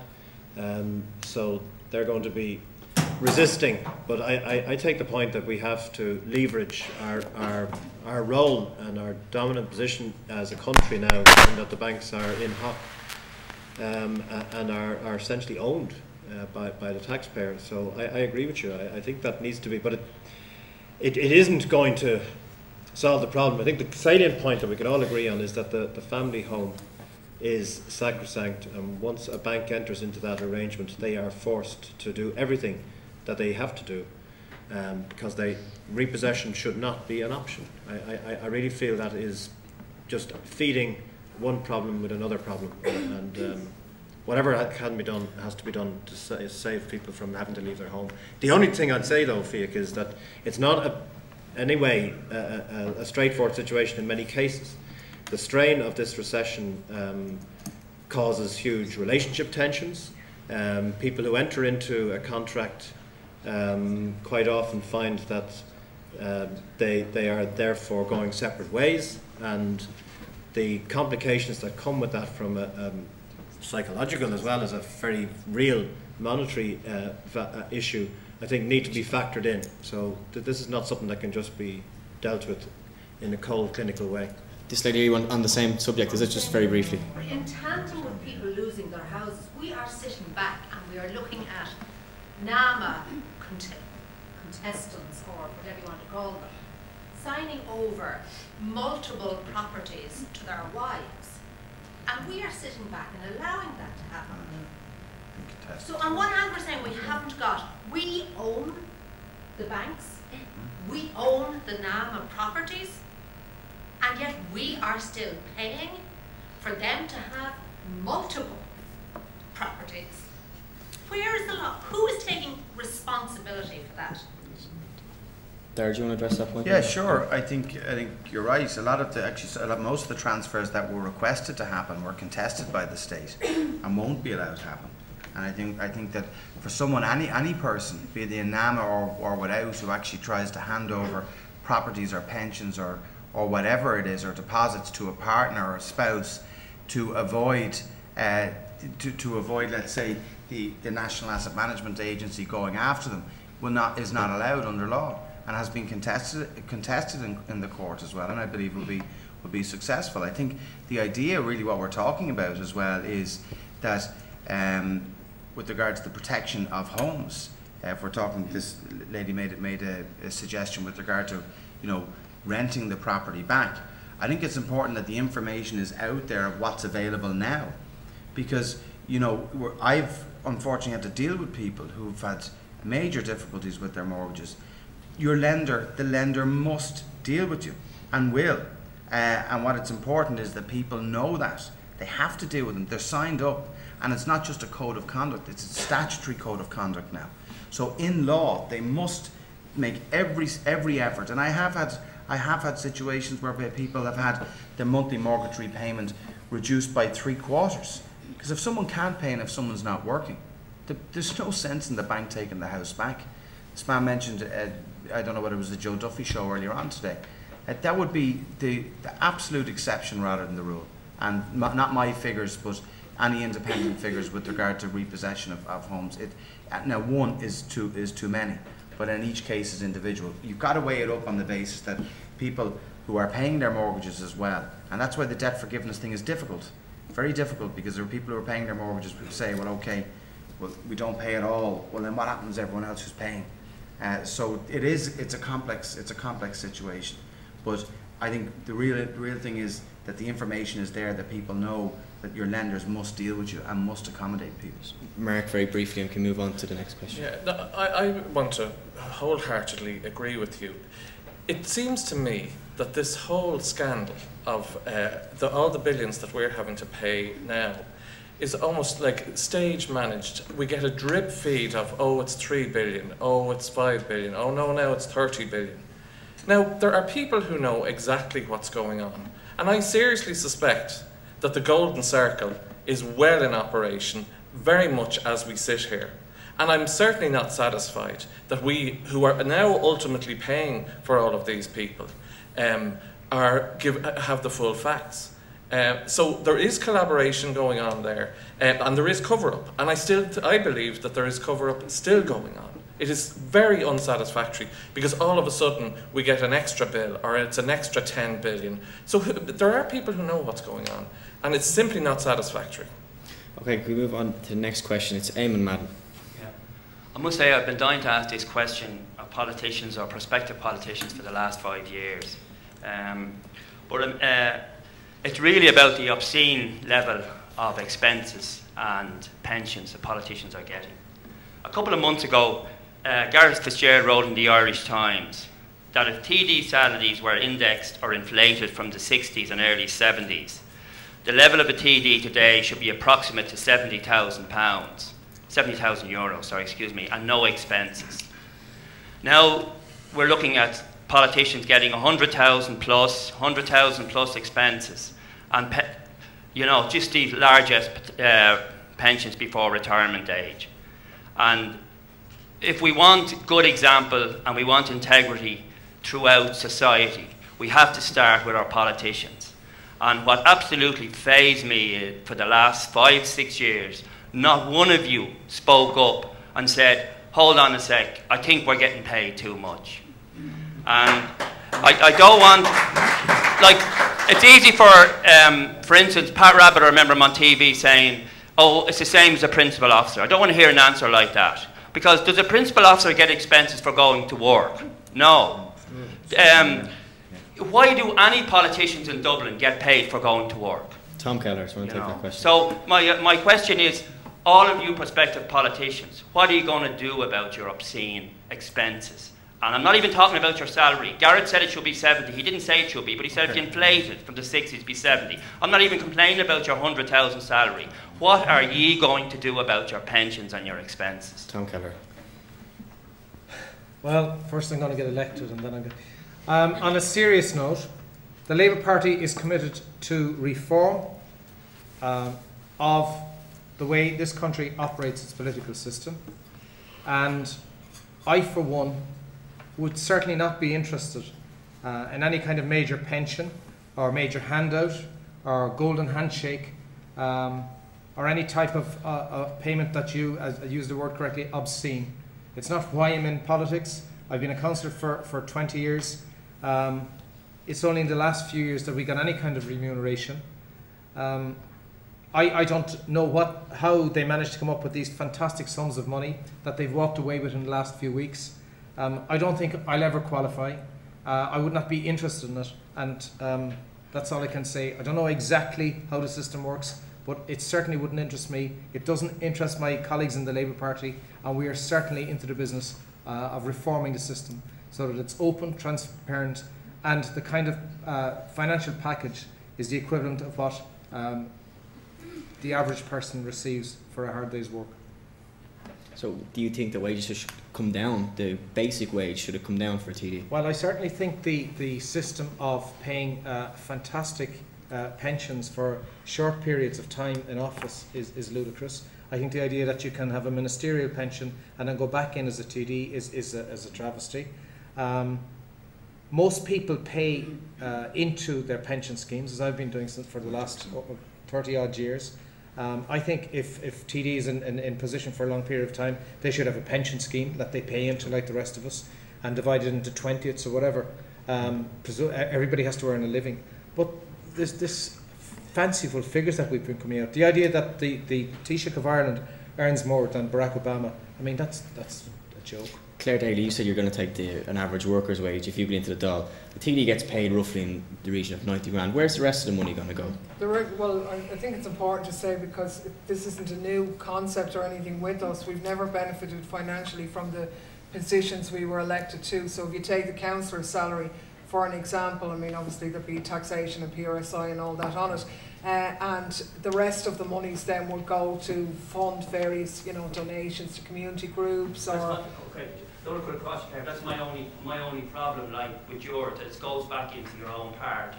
I didn't say it goes back same into... with Trevor, okay. Yeah, some of it would, and some of it would go to party purposes. Or go to charity. It should go back to the it wouldn't go to charity. State is broke. Like, it should go back to the state. That doesn't, I mean, he asked me about my specific position at the moment. That doesn't mean that separate to that, and you're right, the overall system needs to be reformed, and the wages that are being paid are totally excessive. I mean, the points about the double and treble payments and all of that, ludicrous. All people are entitled, I think all workers, including TDs if you like, are entitled to a reasonable wage and a reasonable pension on their retirement, and should be set at decent levels if you like. I don't have a problem with the wage, even though I do think it's high. Yeah. It's the other part. Yeah. No, look, it's completely wrong. No expenditure or expenses should be given without it being vouched for and receipted. Actually spent, in other words, because there are expenses, we all do. I mean, as a councillor, if you do anything half decent, produce a leaflet, it'll cost you money, that kind of thing. Nobody minds that, and it has to be publicly accounted for as well. I think that's very important, that people would actually see where the monies go to, so. Terrible. Yeah, couple of things. Firstly, and this comes up a lot, you're right to ask the question. I said at the very outset, by the way, that I made a decision in 2007 that to do this job solely. I have no parachute, no soft landing or anything like it. I resigned my job when I got elected.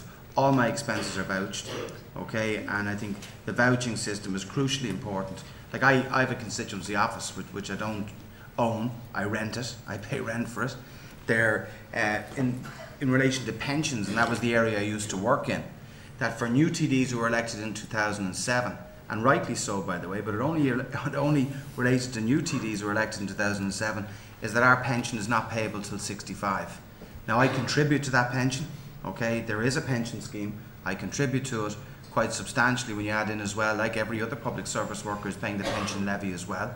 I'm 36 now, and I don't intend to, but if I was unsuccessful on Friday, but I intend to be, I'd be going looking for a job, like anyone else would, that if they lose their job. I don't have a severance package or a golden handshake. I want to mention one thing to you, which is very important, that the ministerial pay for sitting TDs, that I raised that with a colleague from Labour early last year, and I know a couple of other TDs spoke, but very, very few.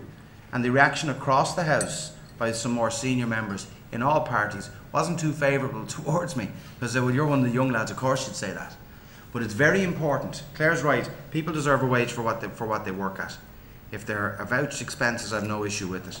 But what I would say as well is that a lot of what's being portrayed in these severance packages does not apply to the new regime or any of the new guys here who get elected. So if I'm booted out on Friday, which won't happen, but if I am, I'd be 30 years waiting for the pension, okay? And that's the way it should be. Everyone else, well actually, in the self-employed sector you can draw your pension from 50, other people can draw from 65. But I want to assure you, yes, we pay into the pension scheme, no severance package. The ministerial pay for serving TDs is gone. Those type of things are really important, that happens, and expenses are vouched, and should be vouched. Some people do select not to vouch their expenses for a lower amount. I vouch my expenses. Just one question to you, Darren. Do you think you should be getting expenses for just going to work? No, you don't. You base. Vouched or non-vouched? I'm talking about travelling to work. Why shouldn't you be the same as every other worker? Well, probably not. The system that's there, and there's been major. I don't ask the question. No, I'm answering you. I'm answering your question, right? What I'm saying to you is, no, probably not. To be fair, right? But what happens is that there is an allowance now. There was a daily allowance which has now been subsumed, which is gone, by the way, and which is subsumed into an allowance, a constituency allowance, which partly pays for the rent, let's say to my constituency office, I'm speaking personally as well, and is only paid on the basis of attendance. Up to now, people didn't have to say whether they were there or not. So a lot of changes have happened. I'm not saying it's perfect, it's probably not perfect, but I would like to see more changes to it when re-elected on Friday. I'm just conscious we're getting a bit on time, so if anyone has any more questions, this gentleman here and then the gentleman behind him. Sorry, Jerry Flanagan. First of all, I'd like to congratulate the candidates who attended tonight, and I join my colleagues here in deploring those that didn't attend. I think it's unique to have candidates in front of the electorate answering questions in relation to the electorate. I have a two-barrel question, and it's in relation to workers, and it's particularly in relation to the cut in the minimum wage for workers and the effect that that is currently having with regard to some workers in Dublin, and certainly will have the likelihood of affecting workers in this constituency as well, and that's the reduction in the minimum wage of €1 and a guarantee given by Brian Lenihan on the 9th of December that it wouldn't affect workers who currently were on the existing minimum wage. And we're now faced with the situation of 120 workers in the Davenport Hotel who've had their wages reduced, and those who have refused to sign contracts are being dismissed from their jobs in relation to this issue. And the second part of the question is in relation to the employment regulation orders, which the government, prior to leaving office, put in place a review which is to take place over the next 6 weeks. And employment regulation orders affect 400,000 workers in this country and a lot of workers in this constituency. And I'd just like to know the candidate's view in relation to the minimum wage cut and in relation to the employment regulation order review that's currently taking place. Trevor, do you want to take that one first? The minimum wage in Ireland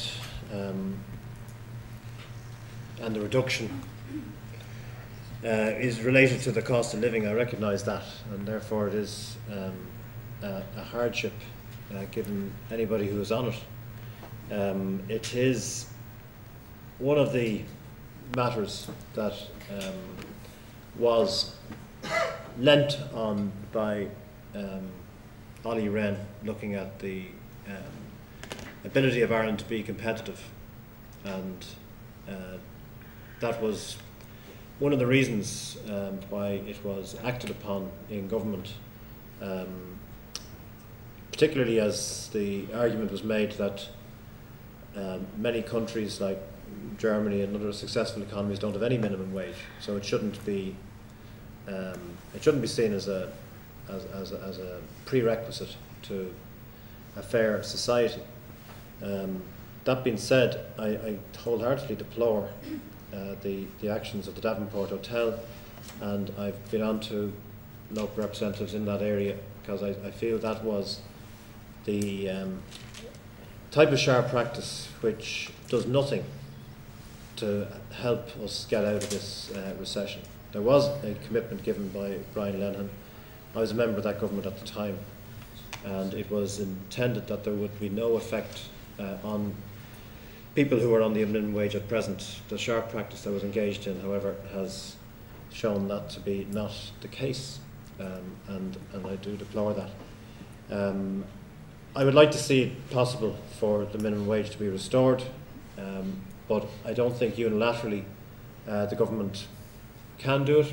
I think it would have to be discussed with our EU partners, given that they see our minimum wage as higher. Now, I know our cost of living is higher, but that's something that is going to need to come down all across the board, and it's unfortunate that the minimum wage at the moment is the main focus of that, because it's a broader issue about our cost of living, and that unfortunately means that it's going to take more work than just saying I'll stick back the minimum wage the way it was.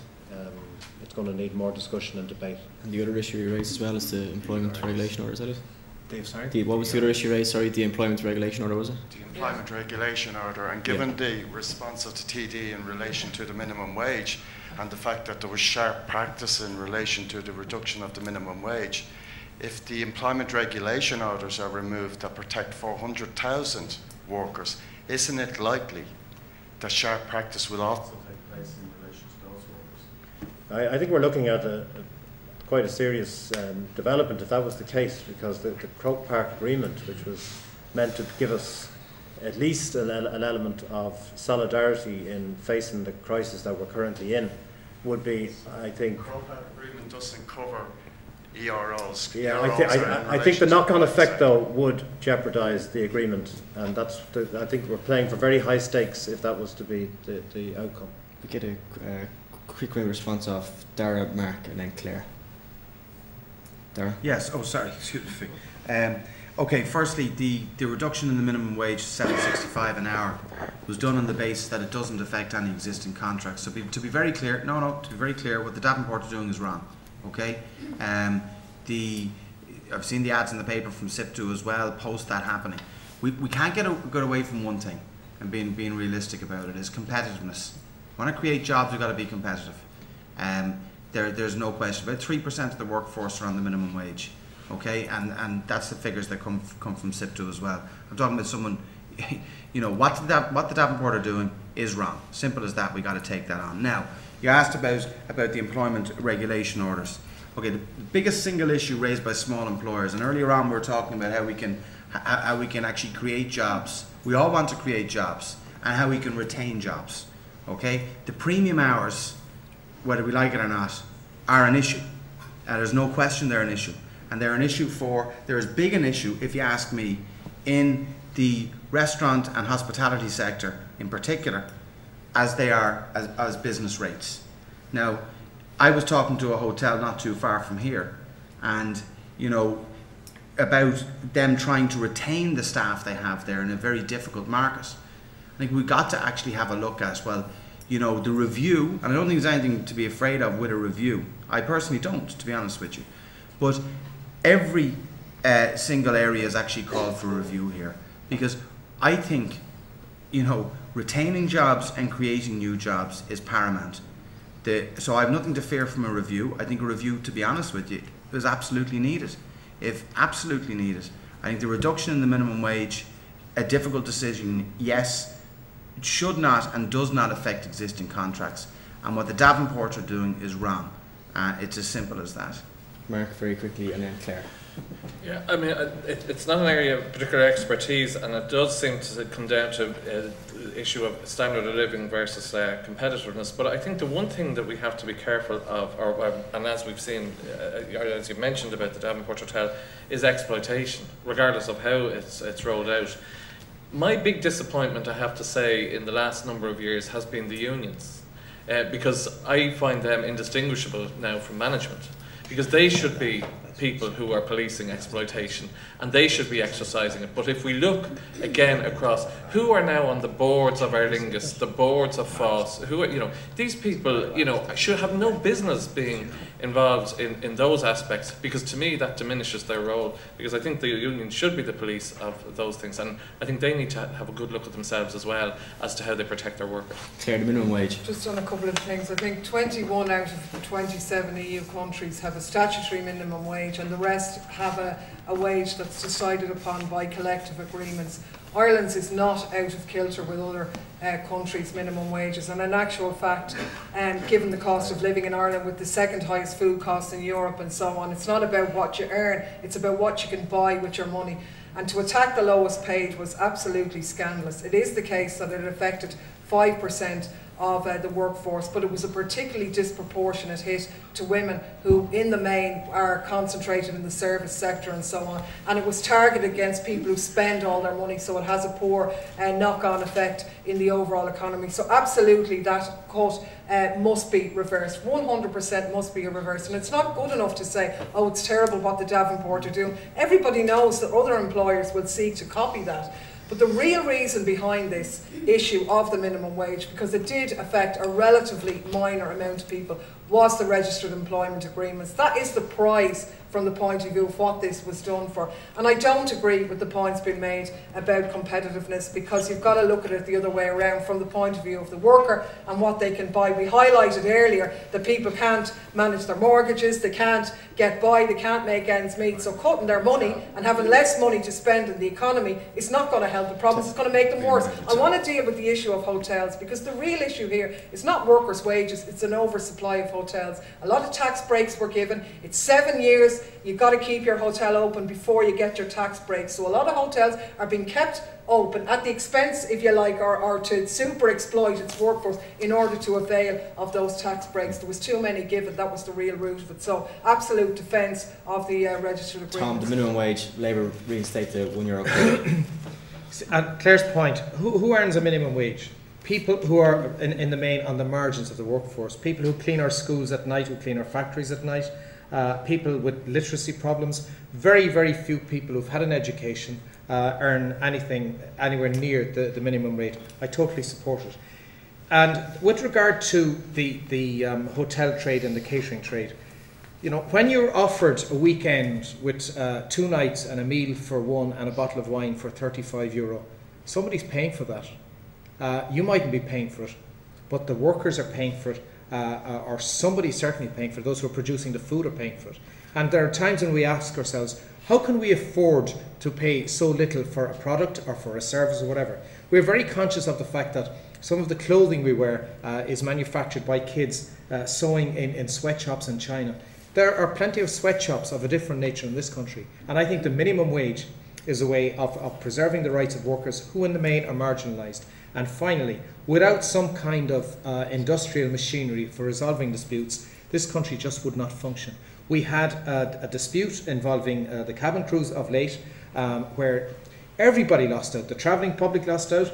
Aer Lingus, partially owned by the state, was losing money hand over fist, because you had people who refused in the main to become involved in the industrial machinery that sorts problems out. When Congress spoke, and when the employer and the employees sat down and listened to what was being said in a form of arbitration, the dispute was resolved in 2 days. You need that kind of machinery, you need industrial orders, and you also need a minimum wage. And I'm conscious it's getting on time. We've just a few more questions. There's a gentleman here, and the lady at the back. And if you could keep it brief, we're just very late. I'm Representative Closter Glónamara from Balbriggan. We are attempting to establish a secondary girls' school to serve the people of Fingal and beyond. We had a public meeting last week where I think about 180 people attended. We have 460 children signed up to attend that school. Just like to ask the candidates briefly to explain how they have helped us and they can help us and will help us. Claire, do you want to take that one first? Well, in fairness, we were all at the meeting last week. I know we're kind of doing it for television again as well, but I mean, I think everybody supports the idea. The numbers are there, the site is there. It needs the, if you like, the signing off of the, acceptance of the school that it will be that. But look, we'll do what we can. We weren't in government, obviously at council level. We provided the site. Quite happy to agitate for it and do whatever is necessary to see. And I think everybody's the same. Yeah, everybody's the same. That gentleman over there in the hat. Hi. I just want to ask what department, either in government, in opposition, or as spokesperson for your party, do you feel you bring specific expertise to, and why? Dara, do you want to take that one first? Well, I was just 2 weeks ago, I was made front bench spokesman for sport, so I better not start trying to change my job already. But like that's something that I do have a specific interest in. My background is finance.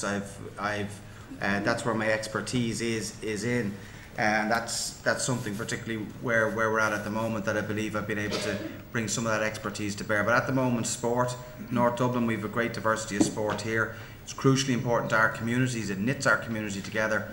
We have everything here from Gaelic to soccer to cricket to canoeing, you name it. So that's what I'm focused on at this moment in time. Post the election, you never know, finance maybe. Tom, very briefly. My background is in education. I have an absolute passion for reforming the system of education. When the Finns hit rock bottom financially, what did they do? They invested in their education system. It's the way forward. We're sitting on an island in the middle of the Atlantic. We have so little to offer our kids in terms of raw materials or whatever, but we can offer them the best possible education system, from pre-childhood, nationalised system of early childhood, all the way to third level. Mark and then Trevor. Sure, I'm a psychologist, I probably mentioned that earlier. I actually stood in 2002 in the election in Dublin North East, and my catchphrase at the time, or my line was, I wanted to be a voice for the vulnerable. I didn't have a mugshot on my poster. I had a hospital bed, a man with Down syndrome, and an elderly person. I want to represent the needs and the pressures that families of vulnerable people are under. I've worked in learning disability for 21 years. I work with people with autism. I have had a column in the Irish Times on parenting. I know family issues, and I want to bring a bit of humanity into we're told about millions this and millions that, and 50 people on waiting lists or on trolleys a night. I want to sort of translate that into the tragedy, for instance, of the people on trolleys. So I think that should motivate us a lot better, because it hasn't motivated our people in power sufficiently to date. Trevor, you were Minister for Food. Do you want to go back there? I think it's an issue that is critical. Claire mentioned about the price of food in this country, and it's not because the farmers are getting rich, that's for sure, in relation to those who are growing it. It's to do with the people who are exploiting those farmers and also exploiting their customers in the interest of their shareholders, who are doing very nicely out of it in general.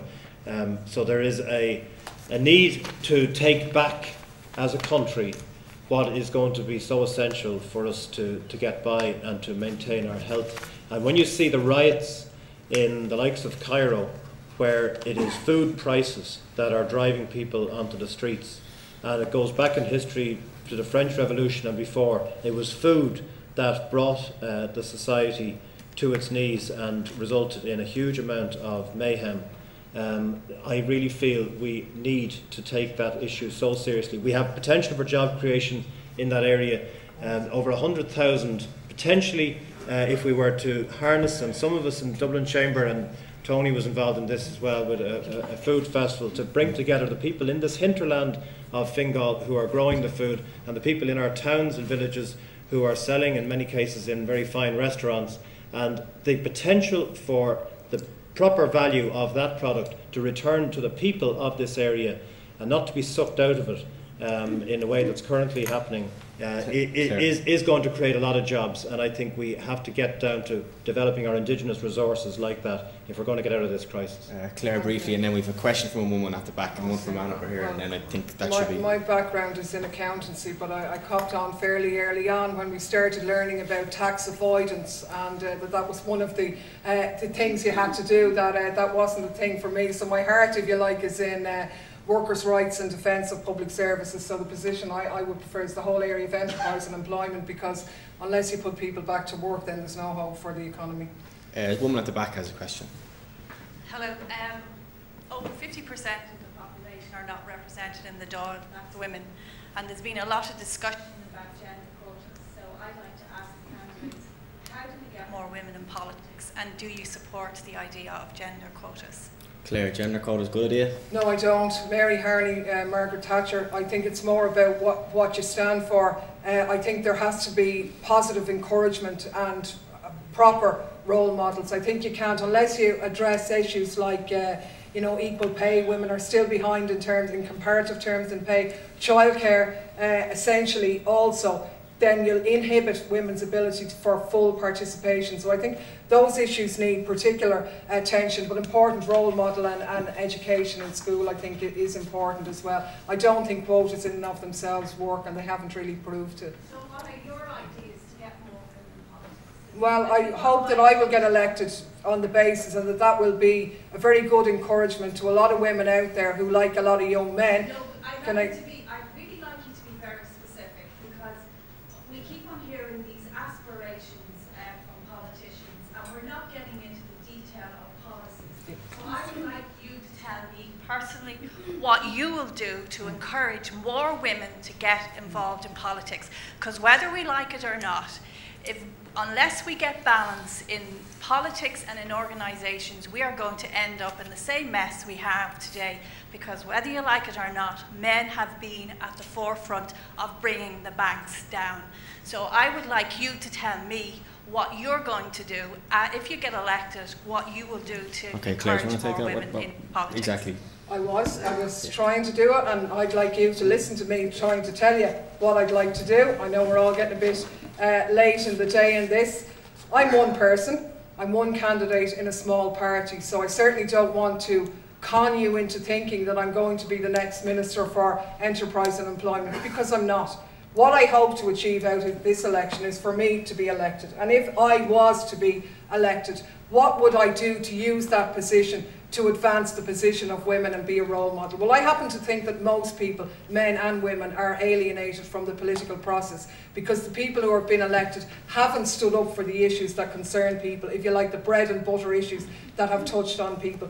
I intend to use that platform to advocate many of those issues, including all sorts of, if you like to call it, women-specific issues, be it about sexual health and well-being, be it about abortion information, about the right to access abortion services, about violence against women, about gender stereotyping and so on, to debate and, if you like, engage on those issues. And by my action, if you like, to say, well, actually, people being elected to the Dáil isn't the preserves of suits, be they men or women, but ordinary people can participate and engage in that process and go out and engage in the schools and so on. I'm not going to be in government.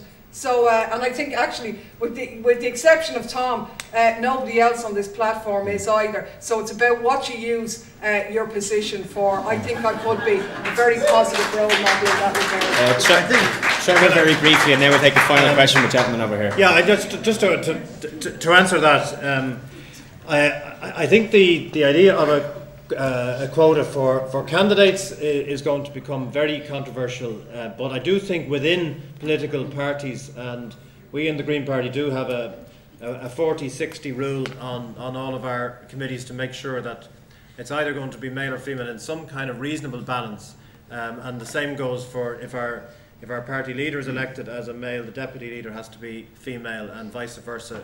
So that's an element of trying to bring the values of male and female to decision making. But ultimately, in terms of political reform and the wider issue, we are in favour of reducing the number of TDs altogether down to as low as possible under this present constitution, which is 120, and to have half of them elected directly and half of them by a list system, which would be people who would be in proportion to the percentage given to that particular party by the electorate, then that percentage of people from that list, which is the way it works in many European countries, which results in the national parliament being focused on the policy for the nation as a whole and not for any particular area or any particular sectoral interest, and that will result, I believe, in much more role models for women, because the parties themselves will, if they are serious about it, make sure that there are enough women on those lists to be elected. Okay, this gentleman over here.